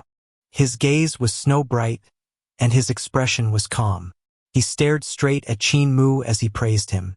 Everyone here is heroes, and the divine arts, paths, and skills founded in these few days surpass the advancement in divine arts, paths, and skills in the past few hundred years. I treasure all of your talents, so I'm leaving you guys alive. The world in the future will definitely be very interesting. I anticipate all of you to grow up well, and I'll hunt you then. This would be the most meaningful thing. The expressions of Su Xianghua, Wang Muran, and the rest flickered. Wang Muran then said indifferently, Senior Xianxia views himself highly and treats us as his possessions. But under the same realm, you would only be inferior to us. Does Senior have the guts to fight us on the same realm? Xianxia's gaze was strange, but he shook his head. There's no need for that. You guys are not my match on the same realm. Among those of you here, maybe Great Divine Physician Qin and Su Xianghua of High Heavens alone could be. Other than the two of them, the only other person who could match me on the same realm in Eternal Peace is none other than Eternal Peace Imperial Preceptor. Wang Muran's complexion turned snow-white. Eternal Peace Imperial Preceptor was the opponent he wanted to defeat and take revenge on for the death of his master. When he heard Xianxia saying that only 3 people could be a match for him, and Wang Muran was not among them, despair couldn't help growing in his heart. Qin Mu, on the other hand, was at ease. Even though Xianxia was weird and his character was unreasonable, he always kept his word, which was worthy of respect. When he said he wouldn't make a move, then as long as one didn't provoke him, he wouldn't make a move. His life was safe. Is senior brother Xianxia thinking of going to the sky to have a look? Qin Mu asked. My grandpa Butcher had once gone up, but he went there in a hurry, so he only took a glance at the numerous formations and gods. Senior brother, your body parts can never be taken back and have been lost in Fengdu. There is also nothing in the chest anymore. However, there are numerous gods in the sky, so you can go there to collect some limbs. Xianxia was unmoved. I'll have to go to the sky sooner or later, but I have not come for the heaven but a person. Heavenly Devil Cult, Tao Sect, Buddhism, Little Jade Capital, High Heavens, and even Eternal Peace Court. All of you have extremely great power, so you can help me find that person. He didn't let anyone have the chance to refute and continued. The person I want to find was born on the 8th of the 12th lunar month 17 years ago. It was first year of the 60-year cycle, 12th solar month, midnight. With everyone's abilities, especially those of the Emperor, it shouldn't be hard to investigate and pick out some people from this time, right? Once everyone agrees to do this for me, nobody will need to die. He smiled and tore himself some more fish, soaking it in the wine jar before sending it to his mouth. His expression was calm when he said, Otherwise, it will be hard to say how many will survive in this capital city. I won't kill everyone here, but the lives of everyone else in Imperial College and the capital will have to depend on everyone's sincerity. Cold sweat rolled down Emperor Yanfeng's forehead, and he said, All right, I'll help you find everyone in this empire born at this time. After it's done, I wish for senior brother Xianxia and to keep to himself for a period of time. Xianxia looked around and smiled slightly. Other than the Emperor, are the others not going to do their best? Qin Mu let out a shaky breath and said solemnly, Heavenly Saint Cult will also help senior brother Xianxia and to find that person. Dao Master Lin Xian nodded and said, My Dao sect will be in charge of the territories under Dao sect. The Devil Ape also didn't keep quiet. Excellent. Su Xianghua hesitated for a moment before saying, Since West Earth has already been annexed into Eternal Peace, I can go back to High Heavens and take a look, but if I will succeed or not, I can't really say. Xianxia clapped his hands and said with a smile, In that case, things will be much easier. Great cult master Qin. If you are free, why don't you stay by my side and nurse my body? Cold sweat ran down Qin Mu's forehead, and he immediately said, I still have things to do. I need to do a big business. Xianxia didn't mind that and kept on smiling. In that case, I can stay beside you too. Your Majesty, you can fall back now. Tales of Hurting Gods. Chapter 517, Blinded by Greed. Emperor Yanfeng rose in anger as his gaze flickered. Return my wine to me. Xianxia sat still with his hand clasping on the mouth of the wine jar. Emperor Yanfeng slowly stretched his palm out, but it was extremely difficult. Just a short distance took him the time of half an incense. Beside the bonfire, Qin Mu, Xianxia, and the rest were silent as they stared at their palms. Xianxia's palm was extremely stable, and his arm clasping the wine jar didn't move at all. However, the arm that Emperor Yanfeng stretched out was gently shaking, his 5 fingers trembling non-stop. The impact of each vibration sent to Qin Mu and the rest was hard to describe. Every time his 5 fingers shook, it was equivalent to executing a divine art. The high concentration of his vital qi could be faintly seen transforming into incomparably fine flood dragons that were between the vein lines of his arm and palm. Under his skin, there seemed to be a true dragon coiling and concentrating power. However, its power wasn't always in a tyrannical state, but was tightening and slackening. What Emperor Yanfeng cultivated was 9 Dragons Monarch technique that he had once imparted to Qin Mu. The youth had later comprehended another type of 9 Dragons Monarch technique which he imparted to Ling Yuxiu that passed it to her father as well. Emperor Yanfeng was also a peerless talent. His 9 Dragons Monarch technique wasn't any remarkable technique at first, but he had improved it continuously and developed its power to the extreme, making it extraordinary in the end. So much so that the technique could be a match for the 3 big sacred grounds. After receiving the technique from the true dragon's nest, he had erased all of his hidden flaws, and his divine treasures had become even stronger than before. The durability of his divine treasures had also received Xianxia's recognition, as he felt that they had already reached the God realm. Now that he had crossed the divine bridge and stepped into the realm of God, his cultivation was also denser than before. When Qin Mu and Ling Yuxiu saw the power of the true dragon under his skin tightening and slackening in a regular pattern, their minds trembled violently, and they had many thoughts and realizations. The 9 Dragons Monarch technique that Qin Mu had imparted to Ling Yuxiu wasn't the complete true dragon's technique, since he hadn't managed to read all of the dragon race's writings. After the help of the brother and sister of by family, he learned the meaning of even more writings and took the technique to another level. However, after returning to eternal peace, he hadn't yet had the time to impart the more complete technique to Ling Yuxiu. For Emperor Yanfeng to cultivate to this step with just an incomplete technique, 9 Dragons Monarch technique was truly inconceivable. He had cultivated as though he had the entire path.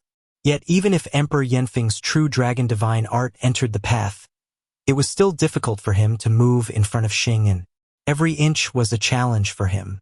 Even though the transformations of all kinds of divine arts were hidden well by him, they were still inferior to Xianxia's palm that was steady as a mountain. Finally, Emperor Yanfeng grabbed the mouth of the jar, but Xianxia suddenly flicked a finger toward his palm. Emperor Yanfeng flicked a finger up as well, and their fingers collided. A slight breeze could be heard moving in the wine jar as though the motion raised by their fingers. At the mouth of the jar, the 2 fingers were quick as shadows, exchanging countless blows at a rapid speed. Gotcha! Emperor Yanfeng's expression changed as his middle finger was broken. He endured the pain and released his palm with a smile on his face. He slowly fell back and said, "Since senior brother loves the wine so much, I shall gift it to him." Xianxia placed the wine jar down nonchalantly and said, "My liquor tolerance is low and I'm already done." When the wine jar was placed down by him, Hu Linger's wine addiction was aroused, and she walked over to get a whiff of it.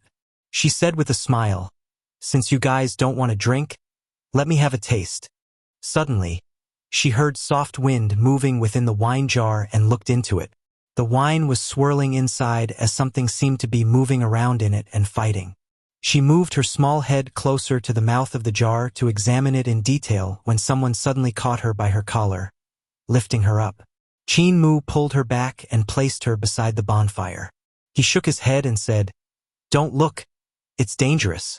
If you want wine, I can get Yushio to bring a few jars for you." Young master, inside the jar, is very terrifying. Qin Mu sneaked a glance at the surroundings and said quietly, "There are too many people here. I'll poke it later and show you. It'll definitely be magnificent." Kulinger couldn't contain her excitement and looked continuously at the wine jar. The wind within it became louder and louder, which only spiked her curiosity. She kept on raising her head, unable to wait. The fragrance from the wine jar also seemed to be getting thicker and thicker. Emperor Yanfeng returned to the banquet, and Grand General of Heavenly Strategies came forward to ask, "Your Majesty, is it time to make a move?" Emperor Yanfeng's brows raised slightly. "You sensed it." Grand General of Heavenly Strategies nodded. "A very powerful person. Did your Majesty clash with him? Let me call Duke Wei over." By the time he said that, Duke Wei had already appeared behind him and began speaking in a low voice. "When your Majesty was making a move, Old Minister felt an abnormal motion from underground.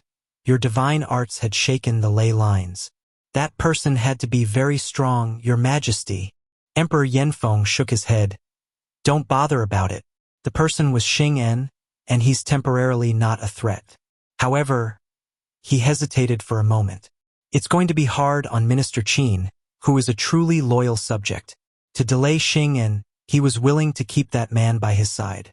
Never did I expect for a heavenly devil cult master to be so heroic and courageous." He sighed repeatedly. "Cult master said there's a big business?" Xianxia asked while blinking at Qin Mu. "Can we get rich?" Kulinger was paying attention to the jar of wine from which she smelled a fragrance which made her crave it. However, when she heard the two words "get rich," her head didn't move, but her whole body did. She then slowly twisted her small head around. "Big business? Get rich? Young master, what business is it?" "My trip to Fengdu with senior brother Xing and has given me a treasure called Between Life and Death. It can link Fengdu and the world of the living." Qin Mu took a glance at Xing. This expressions of this man who had always been calm changed drastically at that moment. It was obvious that he had recalled his humiliation in Fengdu. Qin Mu gave a slight smile and said, "The business I want to do is in the world of the living. There are numerous primordial spirits of gods and devils in Fengdu who may be dead, but who are still living well in Fengdu. Some of these gods and devils still haven't had their wishes fulfilled, but are stuck in Fengdu and unable to leave. Because of that, most of them would be willing to pay a big price for the people in the world of the living to do stuff for them. There are many things I have to do, so I don't have much time, which is why I want to use this treasure to open a path for divine arts practitioners of eternal peace to accept missions from the dead. This is a training and also cultivation. They could even get rich from it." He smiled and said leisurely, "The gods and devils of Fengdu can even impart techniques and divine arts to divine arts practitioners who had completed their wishes or pay them in Fengdu gold coins to enter Fengdu. What concerns me? I plan to take a travel fee from the divine arts practitioners that enter Between Life and Death to cover my expenses." Techniques and divine arts of gods and devils? The faces of everyone beside the bonfire changed in unison, and their hearts all shook. They didn't know what Fengdu gold coins were, but the techniques and divine arts of gods and devils were definitely something that moved their hearts. One had to know that great educational heavenly devil scriptures was a technique that could turn one into God or a devil, and this kind of technique was the Bible of heavenly devil cult. The Tao sword of Tao sect and Rulai's Mahayana Sutra were also techniques that could turn one into a god or a Buddha, which was why they could become the big sacred grounds. Even if the techniques and divine arts of the gods and devils in Fengdu were inferior to those of the three big sacred grounds, they were still no small matter. Ever since Cult Master Qin established Divine Bridge's space algebra model and spread secrets of Magpie Bridge, secrets of Mysterious Guide, and secrets of Divine Crossing, the Divine Bridge is no longer the biggest obstruction to becoming a god, Long Yu said. Not having techniques of the god realm is the true obstruction. Truth be told, these few days, There were quite a number of old seniors that had come to Little Jade Capital to seek techniques, but what we have in my Little Jade Capital is at most of Divine Bridge Realm. There are no techniques above them. Dao Master Lin Xian nodded and said, "Our Dao sect also doesn't have the God technique of Pre-Celestial Supreme Mystery Technique." These words from Cult Master Qin have moved my heart. The biggest problem for the strong practitioners in Eternal Peace Empire was that once the impassable path was paved, they didn't have any techniques they could cultivate and they didn't know how to continue. If Qin Mu could really use between life and death to link both worlds together and allow them to receive techniques of the realms beyond, it would be an immeasurable merit. It would be worth it no matter how much money he asked. Even Xing'an was slightly moved. However, thinking about how Fengdu suppressed him, he could only give up on that thought. These younger generations, if they can really receive the techniques after God Realm, it'll be hard to tell if I'll be the one taking their body parts or if they'll be the ones dispersing my souls when the time comes. His gaze flickered, and at that moment, his murderousness had indeed awakened for a second. However, he was still a great master, so he suppressed it in no time. Si Yunxiang and Hu Linger's breathing became heavy, and their eyes turned bright. The same thought appeared in both of their minds. We're getting rich. Our wealth will rival the empire's. Once between life and death is set up, even the emperor won't be able to resist taking a trip to Fengdu. Hu Linger raised her two furry ears and flicked them back and forth in excitement. Young master, how much should we charge the emperor? Si Yunxiang also was filled with excitement. The old immortals of Little Jade Capital, the monks of Great Thunderclap Monastery, the old Taoists of Dao sects are all plump lambs waiting to be slaughtered. Monk Ming Xian, Taoist Lin Xian, Wang Muran, and Ling Yuxiu's faces turned green. Before they could even say anything, Si Yunxiang and Hu Linger looked each other in the eyes and remembered something at the same time. They asked in unison, "Young master, if we are collecting money from the world of the living, what about the world of the dead? We can also collect money there." Blinded by greed, you two are not generous at all. Leave some income for other people, Qin Mu said while shaking his head. I had handed the collection of money there to the past human emperors of Hall of Human Emperors. The income is theirs, so you can forget about it. Si Yunxiang and Hu Linger were slightly disappointed. Hu Linger's tails that had stood straight moments ago drooped down. However, when she thought of how she was going to get rich, her tails went up once more. The sky started growing white, and the banquet was dispersed.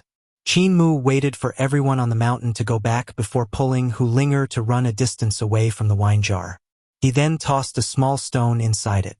The stone fell into the wine jar, but for a moment there was no reaction. Hu Linger grew suspicious.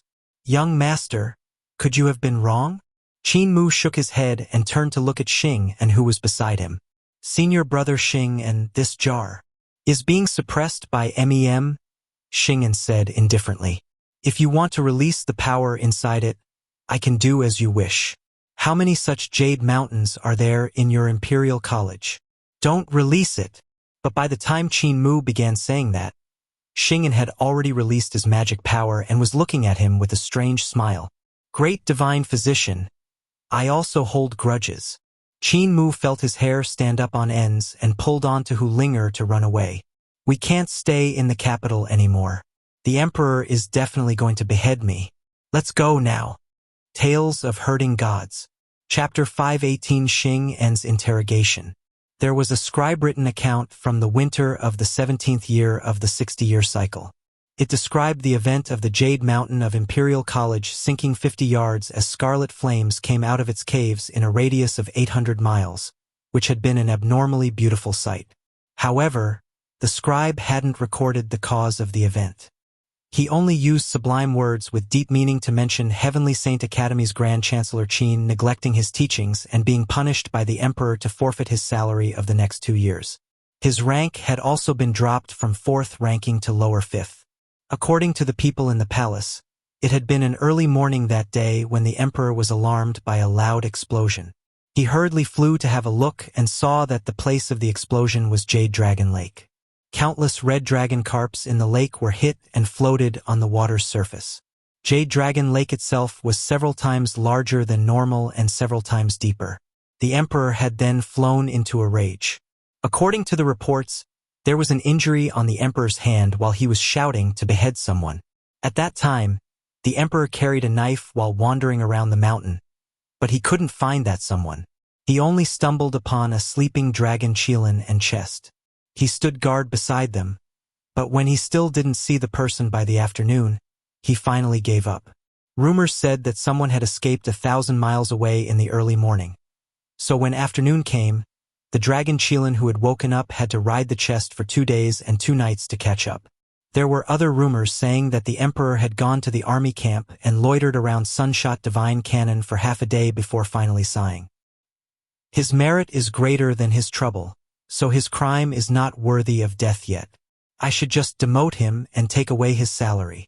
After that, he put away his huge knife and turned to leave. Of course, these were all rumors and there was no way to verify them.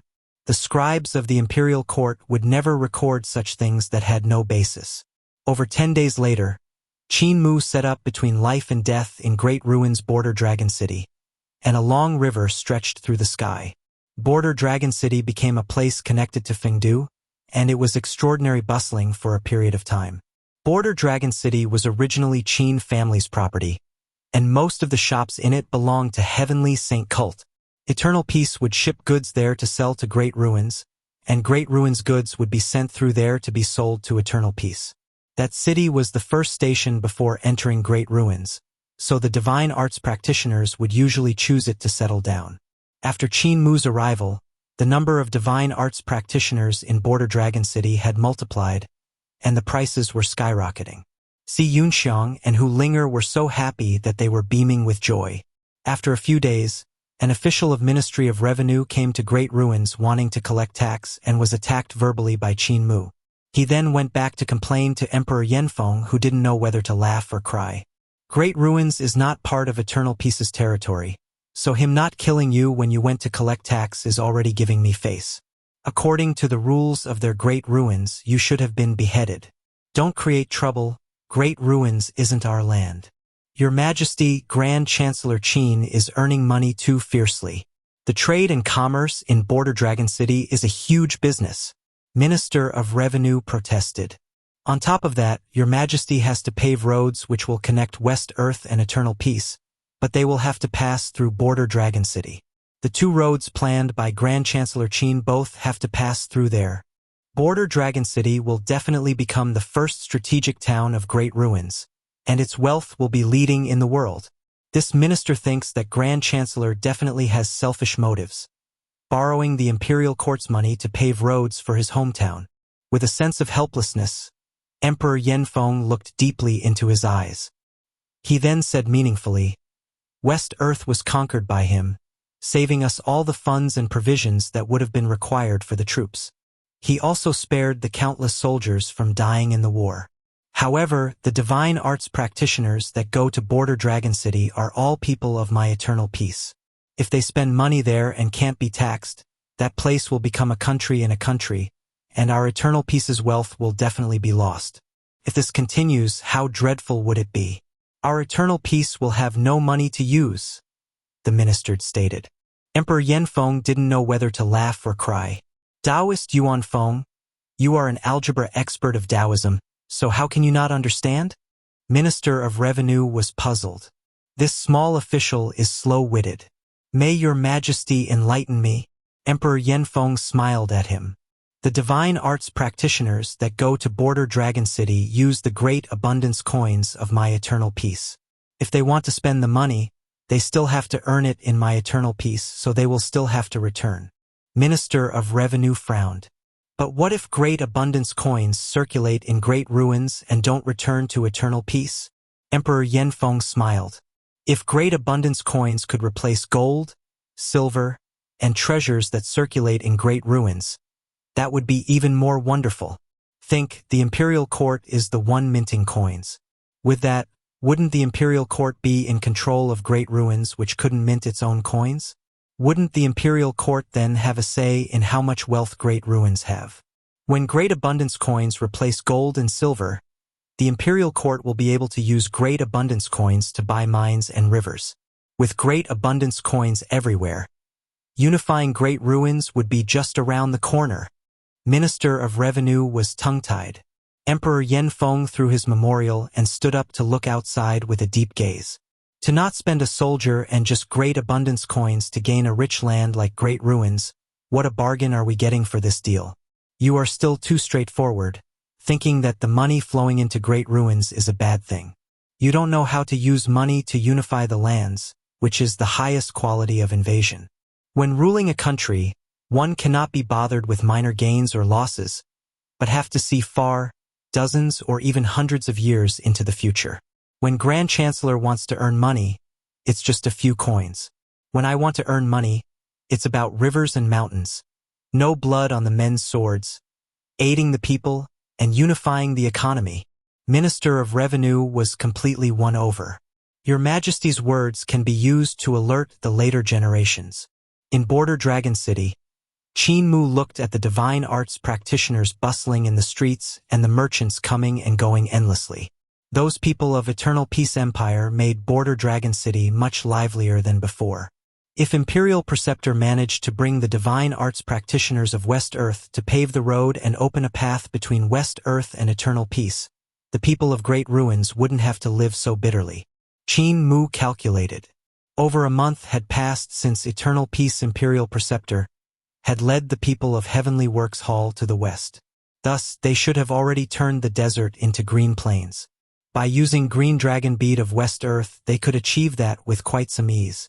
After that, they would need to create streams by drawing water from the snow on the mountains into the desert for dense vegetation to stay alive and grow. If Heavenly Works Hall could bore a hole in the mountains to the south of the desert, they could draw the water vapor above the South Sea to the north. With that, the desert would have no shortage of water, and they wouldn't have to worry about making rain and snowfall. In just a few years, the flaming desert would become history. Once the road was paved, West Earth, Great Ruins, and Eternal Peace would be connected by a smooth road without any obstructions. Merchants would go past the towns and cities in Great Ruins on their way, and the people of Great Ruins would become rich as well. Divine Physician Qin, I heard you are a person from Great Ruins.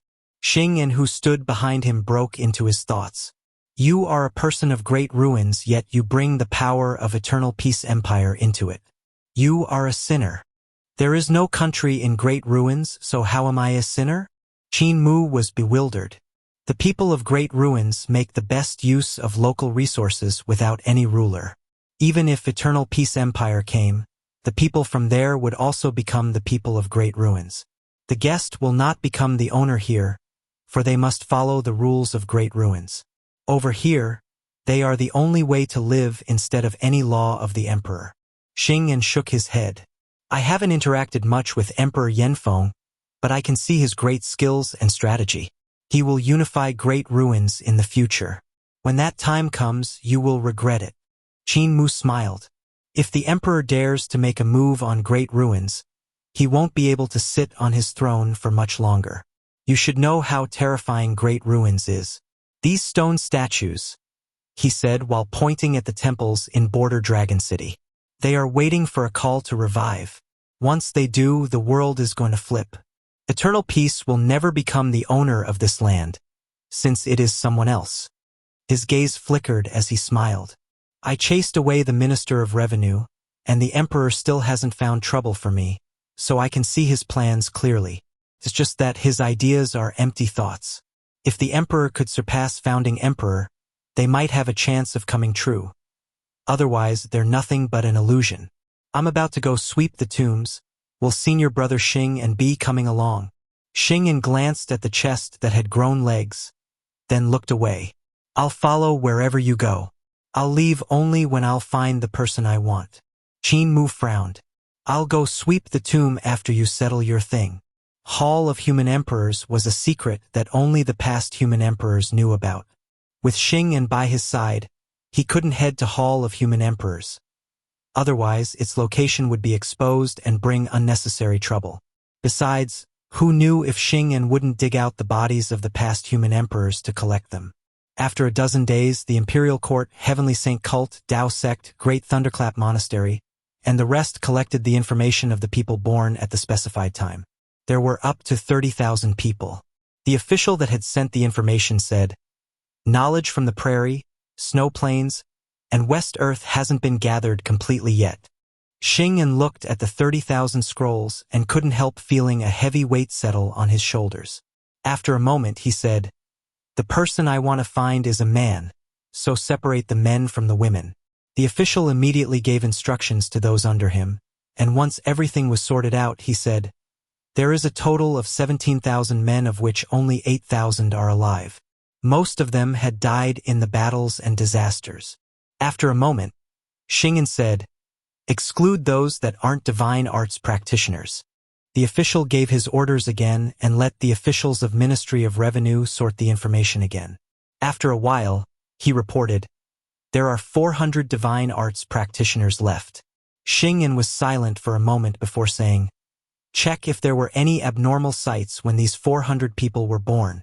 I'm looking for a divine practitioner who wears a jade pendant." The official then ordered to check the 400 men. Qin Mu watched the proceedings with a doubt growing in his heart. Every time Xianxia gives an order, he hesitates as though it's not him that's giving the order. It's like he is listening to someone else's words. That's right, he jumped off the bridge of helplessness and sunk into Yudu, which is much more dangerous than Fengdu. Monsters overflowing with grievances are everywhere there. So how did he get back? Could it be? His gaze flickered, and a gate of heaven influence suddenly appeared behind him. Once it formed, Qin Mu transformed into a snake-headed human, and a straight eye opened up at the heart of his brows. Xianxia immediately noticed it and turned around to face him. His eyes were dense with divine light which blocked Qin Mu's gaze. He then said indifferently, "Divine Physician Qin, there are some things you are better off not knowing." Qin Mu laughed and dispersed his Saturn sovereign form. Inside, he was ineffably shocked. When he looked at Xianxia, and while the man was off guard, he had seen a terrifying eye hidden in the other's life and death divine treasure. Just then, that terrifying eye had noticed his gaze and was about to look at him. However, it was intercepted by Xianxia, and the official came to report at that moment. "We couldn't find any divine arts practitioner wearing a jade pendant when he was born. After all, being born with a jade in the mouth is a legend. That person wasn't born with a jade in the mouth." Xianxia was silent for a moment before taking out a drawing. "His jade pendant is used to suppress his devil nature. This is the picture of it. Since you can't find that divine arts practitioner that's born at the right time, hang pictures of this jade pendant in every city and find its location. Divine Physician Qin, order your men to make 1,000 copies of this drawing." Qin Mu took the painting and his gaze fell on the picture of the jade pendant. Xianxia saw that he was looking at it in detail and asked, "Has Divine Physician Qin seen this kind of pendant before?" Qin Mu shook his head. "I've never seen it before." Xianxia's gaze flickered, and he took out a mirror. "I've forgotten to ask, but how old is Divine Physician Qin now?" Tales of Herding Gods. Chapter 519 Village Chief returning to the city. "I'm 23 this year," Qin Mu said honestly. "I've wasted 23 years of my life and still have achieved nothing. I can't help sighing endlessly and shedding silent tears. Divine Physician Qin is 23 years old and has already achieved so much. It is already extraordinary." Xianxia turned around and raised the mirror in his hand. In the meantime, he exclaimed in admiration sincerely, "Not only are you Heavenly Devil Cult Master who controls 1,000,000 divine arts practitioners at 23 years, but you also have other high positions like Heavenly Saint Academy Grand Chancellor and Human Emperor. You are the richest in the world and have a vast group of friends. How many people could have your kind of achievements at 23 years old? It's just you." He raised his mirror to catch a glimpse of the youth, but he couldn't see him at all. Stunned, he heard Qin Mu's voice coming from afar. Fatty Dragon, tell the divine arts practitioners that just arrived to not run around at night. This is great ruins. They will die. Those with loud voices, come. Give a few shouts for the divine arts practitioners to not go out of the city at night." Xianxia put away his mirror and went after him. When Qin Mu finally stopped for a moment, he took out the mirror to capture his reflection. Yet there was no figure of Qin Mu in the mirror once more. The youth's voice came from far away again. Yuxiu, can you find a few painters from the palace? Brother Xing gave me a drawing of which I need to make 1,000 copies to send to all parts of the empire.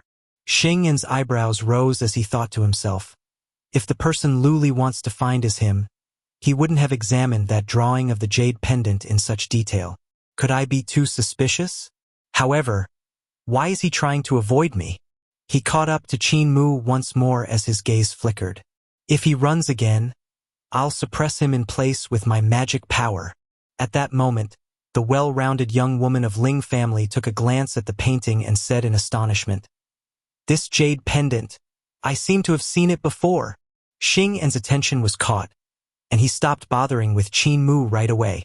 He hurriedly asked, "Princess of Ling family, have you really seen this before?" Ling Yuxiu had been in charge of the military situation on the northern border, so her skin was very fair under the nourishment of the snow plains. She was going through puberty as well, so her face had become slightly longer, looking more delicate and pretty.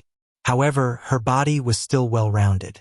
When she returned to the capital for debriefing, Qin Mu had set up between life and death, so she took the chance to come to Border Dragon City.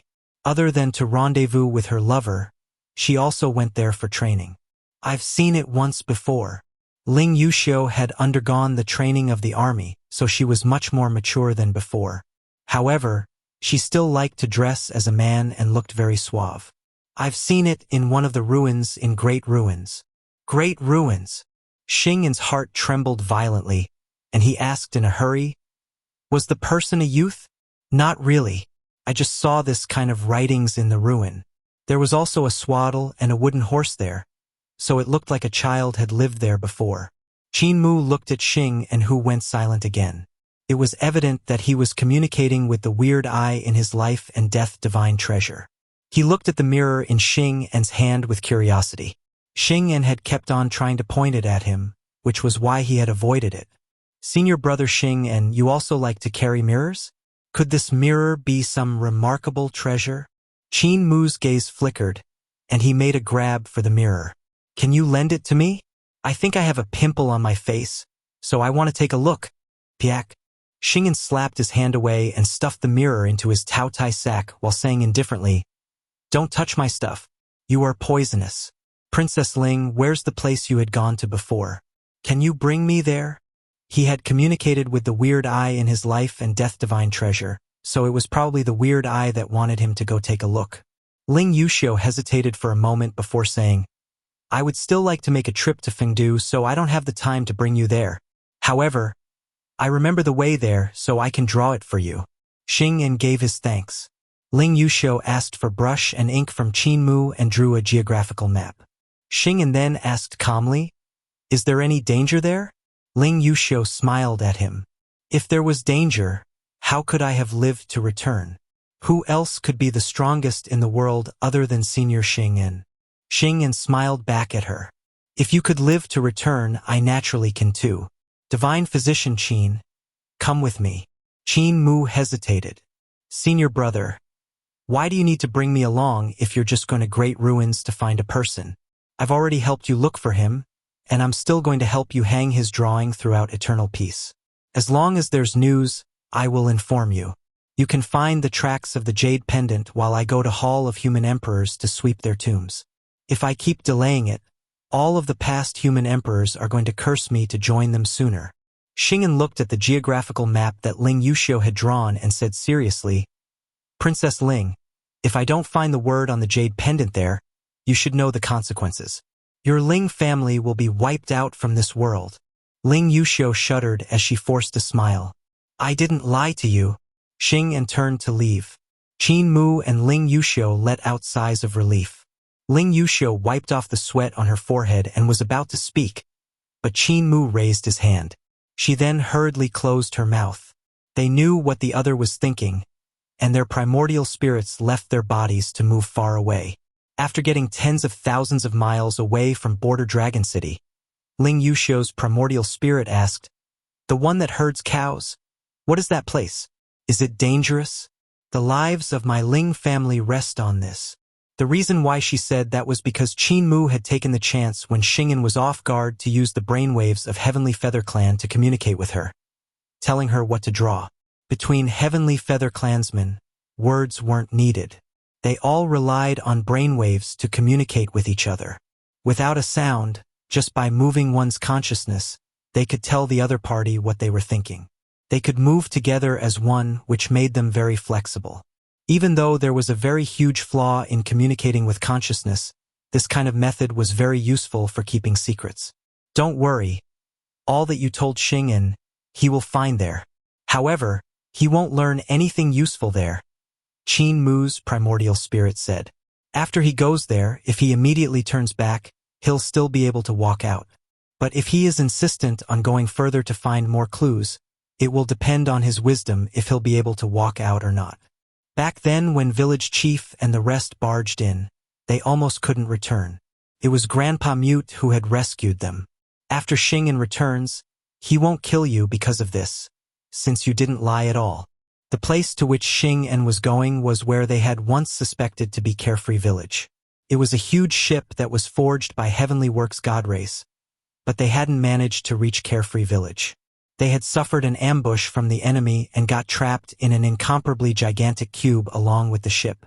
Heavenly Works God race had spent countless generations and sacrificed countless people to finally let a child walk out of the seal. Qin Mu suspected that Mute was that child. After all, village chief and the rest had relied on Mute to lead them out. If Xing'an stepped into that place and turned back immediately, he could still barge out. However, if he entered, he would be trapped by the seals. Ling Yuxiu let out a sigh of relief and asked, "Why is Xing'an looking for you? That jade pendant is clearly yours." Qin Mu shook his head. "I also don't know. However, there's an extremely powerful being hiding in his life and death realm, and it is extremely terrifying. Xing'an must have been threatened by it.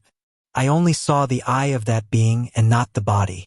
However, for Xing'an to fall into Yudu and come back alive, that eye in his divine treasure must belong to a devil god of Yudu." Ling Yuxiu frowned. "If Xing'an is able to escape?" Qin Mu shook his head. "It should be able to trap him for half a year. After he comes out, we will continue to help him find the jade pendant youth." His gaze became weird when he said in a low voice, "When he comes out, he will discover that no matter if it's Middle Earth or West Earth, the prairie, the snow plains, or great ruins, this jade pendant can be found everywhere. Try guessing why that is so." Ling Yuxiu rolled her eyes at him. "I know you are capable.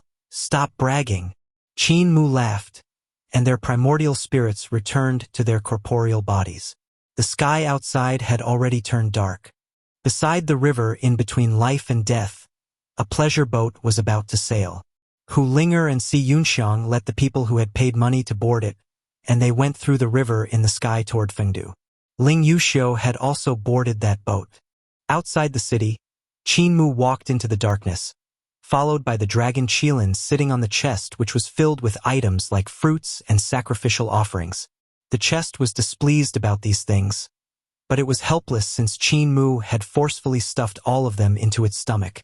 Hall of Human Emperors is the same as Little Jade Capital, another broken piece of founding Emperor Celestial Heavens.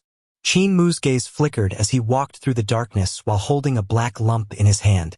He thought to himself, "Second Ancestor and the rest didn't tell me where to go, just that I need to activate Human Emperor's seal.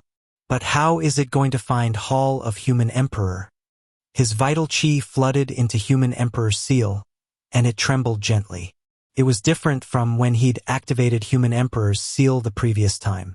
The last time he had executed the seal, he saw the years of hardship of the human race after eradication of founding Emperor era. The consciousness hidden in the Human Emperor's seal had struck out in all directions and spread through the world. However, village chief and a group of experts had helped him back then. Now there was only Qin Mu, so he naturally couldn't unleash the call of Human Emperor's seal with just his consciousness. Qin Mu used his vital chi to test it, and his heart suddenly shook. His vital chi had touched a marking in the Human Emperor's seal. The next instant, Human Emperor's seal gently trembled, and a ray of light shot out, hitting Qin Mu's eyes. The light then vanished. Qin Mu shook his head and opened his eyes to look. A light shone down from somewhere and landed directly under his legs. Astonished, Qin Mu turned back to look. Fatty dragon, can you see the light? The dragon Qilin was asleep, but he hurriedly raised his head to look around. What light? Only I can see this light? Qin Mu hurriedly took out a mirror and pointed it at himself. He saw that there was a strange rune in his eyes, and he reckoned that it was the reason he saw that light. So that's how you go to Hall of Human Emperors.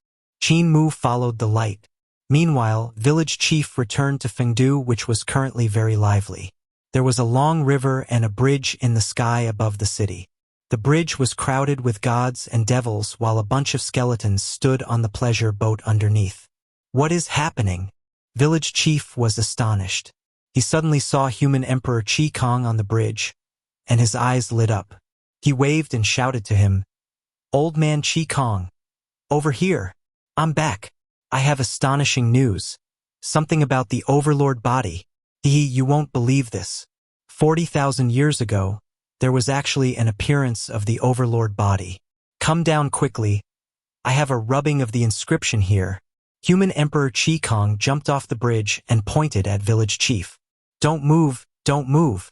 I'll call second ancestor and the rest over." Village chief smiled at him. Aren't you going to take a look at the inscription first? Enjoying happiness alone is not as great as sharing it. Let's wait for the other human emperors to come before we read it together.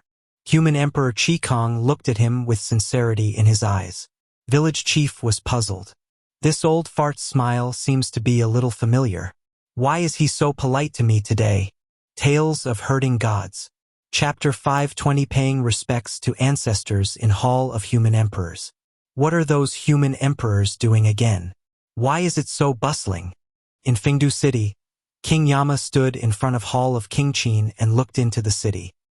He could see palaces collapsing one after another, and asked suspiciously, "Are the disciples beating the masters again?"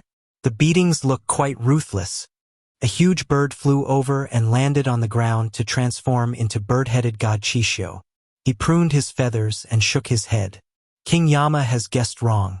It's not disciples beating up the masters, but the masters ganging up with the ancestors to beat the last disciple. Human Emperor Su has come back and got beaten up by his master, grandmaster, and all the ancestors. He is getting beaten quite miserably, but he can't die even if he wanted. King Yama was quite astonished. They have changed the rules? I also don't know, but it seems to be about the overlord body. Human Emperor Su brought an inscription and said that it's the legend of the overlord body from 40,000 years ago. Second ancestor and the rest had smiled while listening, but after that, they surrounded him and started beating him up. God Qixio paused for a moment. After that, when Human Emperor Su resisted, he got beaten up even more miserably. They talked about how he deceived the masters and ancestors, how he schemed them and allowed the little human emperor to beat them. I only heard bits and pieces, but Human Emperor Su is getting beaten quite badly. The other gods and devils don't dare to go forward to break up the fight. The cult masters of Heavenly Saint Cult are even cheering on the fight and wishing for the whole world to be in chaos. Should I stop them? King Yama was silent for a moment. No need for that. If you go and stop them, they will gang up on you. Deep in the night, it was still extremely lively in the darkness of great ruins. Countless monsters appeared while Xing and hurried past them. The divine light around his body forced back the invasion of the dark substances as he headed toward the location Ling Yuxiu had marked. His mind trembled when he saw a huge sealed space. Pieces of forest were located up, down, left, and right of the gigantic cube, covering its every side. Meanwhile, in the sealed space, there was a humongous ship that was countless times larger than Sun Ship and Moon Ship. It was the huge ship forged by Heavenly Works god race of founding Emperor Celestial Heavens to head toward Carefree Village, Permitha Arc. This ship was tattered, which made it evident that a bloody battle had happened on it. That was the reason why the ship was destroyed and could no longer advance. Xing could see the danger, and he hesitated slightly. In the end, though, he still stepped inside. He was the strongest existence in the current world, so even though he had seen the danger, He was confident that he could leave it easily. Not long later, he came to the little village in the forest, and Xianxia's mind trembled. He indeed saw the pictures that were similar to the jade pendant. The little princess of Ling family didn't lie to me. At that moment, he discovered that he was not the only one there. The door of a courtyard was open, and he saw someone's back there. This is the person I'm looking for? Xianxia couldn't help growing excited. He took out his mirror and turned around to point it at that person. The man turned around, revealing his face full of wrinkles. He smiled at him. Ah! Xianxia was slightly stunned. It was an elder and not the person he was looking for. The elder was carrying a chest and had an iron forging furnace nearby. You are very strong. Xianxia turned to face him with a calm expression. You have made me feel the delight in seeing a prey after noticing the boundless energy in your body. It's extremely terrifying. You might be the most terrifying opponent I've met in recent years. Ah! The elder's face wrinkled like the skin of a tangerine. He smiled happily and signaled twice. Xianxia didn't understand and talked by himself. I want to collect you very much. Show me your strongest moves and let me see your abilities. Boom! The furnace beside the elder blazed, and flames rushed over 10 miles into the sky.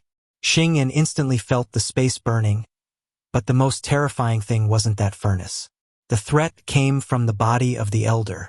His dantian suddenly burst forth with dazzling light, like a small sun exploding with incomparable energy. Xianxia was excited when he saw a divine bridge behind the elder stretching into the sky. On it was his primordial spirit that had a bird's head and a human's body while extreme heat energy radiated off it. The primordial spirit leaped up and crossed the bridge, entering the celestial heavens above it. Boom! The furnace beside the elder blazed, and flames rushed over 10 miles into the sky. Xianxia instantly felt the space burning, but the most terrifying thing wasn't that furnace. The threat came from the body of the elder. His dantian suddenly burst forth with dazzling light, like a small sun exploding with incomparable energy. Xianxia was excited when he saw a divine bridge behind the elder stretching into the sky. On it was his primordial spirit that had a bird's head and a human's body while extreme heat energy radiated off it. The primordial spirit leaped up and crossed the bridge, entering the celestial heavens above it. Boom! The magic power of the elder exploded violently once again, and the blazing heat could warp the space. Suddenly, the chest opened by itself, and countless silver pellets flew out like flowing water. They covered the elder's body and instantly turned him into a general clad in silver armor. 2 silver lights became 2 huge hammers which smashed toward Xianxia. When the hammer hit him, Xianxia felt like an obstinate iron on an iron felt. He was being forged into a form that the elder wanted. How strong! Your dantian is even stronger than the God Realm's dantians I collected from the other strong practitioners. Xianxia was ineffably excited. He raised his hand and ripples swirled. An apparition of a vast sea appeared behind his body, and sounds of waves rushed into the sky. He took the strike head-on and was blown out of the little village. The elder rushed after him, his huge hammers rising and falling as they attacked. The 2 people fought among the mountains and forests, moving and attacking non-stop. Xianxia laughed loudly. Superb body, superb dantian. I will definitely add you to my collection. Yin alone or yang alone cannot result in longevity. The path you took is the path of pure yang, which is fierce and overbearing, but that has difficulty in lasting long. Your strength to taking too big of a toll on your corporeal body, which resulted in you looking so old. Unless you refine your corporeal body to the God Realm, you won't be able to endure the divine might of the Dantian Great Furnace. If you continue fighting like this, you will definitely exceed the limits of your body. You are bound to lose. At that moment, the elder was already finding it hard to continue anymore. He suddenly pulled back his hammers, and the silver armor flowed down to his legs to become a silver horse, which he then rode away. Xianxia hurriedly gave chase, but his feet suddenly stepped into emptiness. They had come to the space of Perimeter Arc, and everywhere were shattered pieces of the arc which were incomparably huge. Xing saw the speed of the silver horse under the elder's hip slowing down and understood just how strong was the dantian of the person before him. It had already harmed the man's body, however, so he couldn't endure any longer. Xing gave chase once more. After a moment, cold sweat rolled off his forehead. He had lost all track of the elder and found himself trapped in a dangerous place. Seals were everywhere, and it made it hard for him to tread around. Suddenly, the elder appeared again, sitting at the bow of a small silver boat. From somewhere, he had even gotten a bamboo hat. Xing composed himself as the corner of his eye twitched. He wanted to rush over, but he was blocked by a seal that was floating in space. The elder grinned at him, revealing his lack of tongue. He did a cutting gesture over his neck, and his small silver boat sailed away. Xing flew into a fury, but he suddenly felt that the elder's smile was slightly familiar. He seemed to have seen it somewhere before. This smile, I've definitely seen it before, definitely. He calmed himself down and threw the smile of that elder to the back of his head. He focused on finding the path out, but just as he was about to solve the first talisman seal, Qin Mu's smile suddenly flashed across his mind and overlapped with the smile of the mute elder. He grew flustered and was then struck away by the talisman seal. Qin Mu's smiles and the mute elder's smile overlapped nearly perfectly. The only difference was that Qin Mu's smile was sincere, while that mute elder's smile had a hint of craftiness. Xing's god blood rose up to his throat, but was forced back down by him. I won't be angry, I won't be angry. I will definitely not let him spoil my Dao heart. Ayuark. He still couldn't resist puking out a mouthful of god blood. With the expression of defeat, he let out an angry roar. Divine Physician Qin, I will never let you off. Qin Mu followed the light that was guiding the way and walked out of Great Ruins. As he continued on his journey, he walked to the southern borders of eternal peace. There were numerous bugs and snakes there, and people were scarce. The further he walked, the more desolate it became. Finally, slightly after dawn, the guiding light formed a door that wasn't very big before him on one of the mountaintops. There were no other doors formed by light on the small mountaintop. Qin Mu looked around and saw barren mountains and wild lands. There were no people here, only empty terrain. The dragon Qilin raised his head to examine the surroundings. When he saw the sun coming up, he couldn't help cheering up. Cult Master, it's daybreak. Time for breakfast. Qin Mu pushed open the door, and it opened with light shining out from inside. He walked into that light. The dragon Qilin hurried in after him. Their figures vanished, and the door of light became dimmer and dimmer before vanishing. After a moment, Qin Mu appeared on a desolate land. The emptiness earlier was nothing compared to what he saw now. In front of him were collapsed sacred halls with fog covering everything. Hidden by it were slabs of tombstones with burial mounds behind them. The broken fences and dilapidated walls struck deep into Qin Mu's heart. In the distance, there was a palace standing tall alone in the fog. Qin Mu went forward while looking around. The space was extremely vast, but the countless tombstones in the fog were the only scenery of Hall of Human Emperors. He came to the first burial mound and looked at the tombstone. On it was written, Celestial Heavens West General Wei Ming. Beside the tombstone was a shield dyed with blood. Qin Mu came to the second burial mound with words, Celestial Heavens Brave Tiger Guards High Official Ding Yunhe. Under the tombstone was a helmet. He continued to walk forward in complete silence. Even the dragon Qilin, who was clamoring for breakfast, didn't dare to speak. He shrunk his tail back and suddenly lifted the chest hide inside it. He didn't dare to show his face. Qin Mu checked tombstone by tombstone, but many of them weren't even carved. The person that had erected the tombstones had probably not known their names. Both named and unnamed tombs paved a way that led to Hall of Human Emperors, which stood in the fog. It was hard to say how much later it was when Qin Mu finally came close to it. Before his eyes, a straw hut took form. Inside it, a dried-up skeleton sat with its skull hanging down. Beside him was a collapsed tombstone. Even though only the bones were left, Qin Mu could still see that the person had possessed a tall and sturdy physique.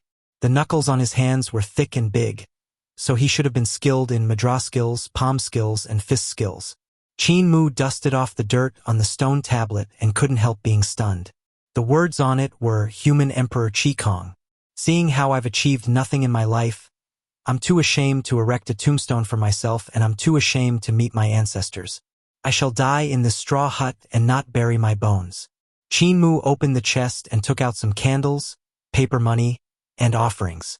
He offered incense and sacrifices to Human Emperor Qikong with respect. He walked out of the straw hut and saw another one nearby. Inside it was a few severed arms and legs near a tombstone that had fallen over. On it was only the word Su written with a sword. It had been carved halfway before the broken sword was stabbed into the tombstone, leaving the character unfinished. Qin Mu looked at the severed arms and legs. At the severed parts, there were sword wounds, and the corners of his eyes trembled. He then paid his respects. Village Chief. He knew that village chief had come here once wanting to end his life, but since he had not passed down Human Emperor's seal, he couldn't do it. Because of that, he had only buried his severed arms and legs. He hadn't even dared to write his name, as he hadn't left his inheritance behind at that time. Qin Mu came to the third straw hut where he saw a skeleton that was only 5 feet tall. It was Human Emperor Ishan. On the tombstone there were only a few simple words. Human Emperor Ishan, defeated by high heaven. I've no face to bury myself and meet my teacher. The later generation doesn't need to pay their respects to me. Qin Mu came to the fourth straw hut where he found another skeleton. It held a flower basket in its hand. Human Emperor Lanpa. I've achieved nothing in my life, and I'm ashamed to have failed my teacher's teachings. Qin Mu entered each and every straw hut to pay his respects. He witnessed the 20,000 years of history of Hall of Human Emperors. He had met all the human emperors in Fengdu where they were scolding and beating their own masters, not getting along well. However, over here in the straw huts of Hall of Human Emperors, Qin Mu saw their respect for their teachers and the remorse of their own failures. He came to the far end of Hall of Human Emperors and saw the view of a back.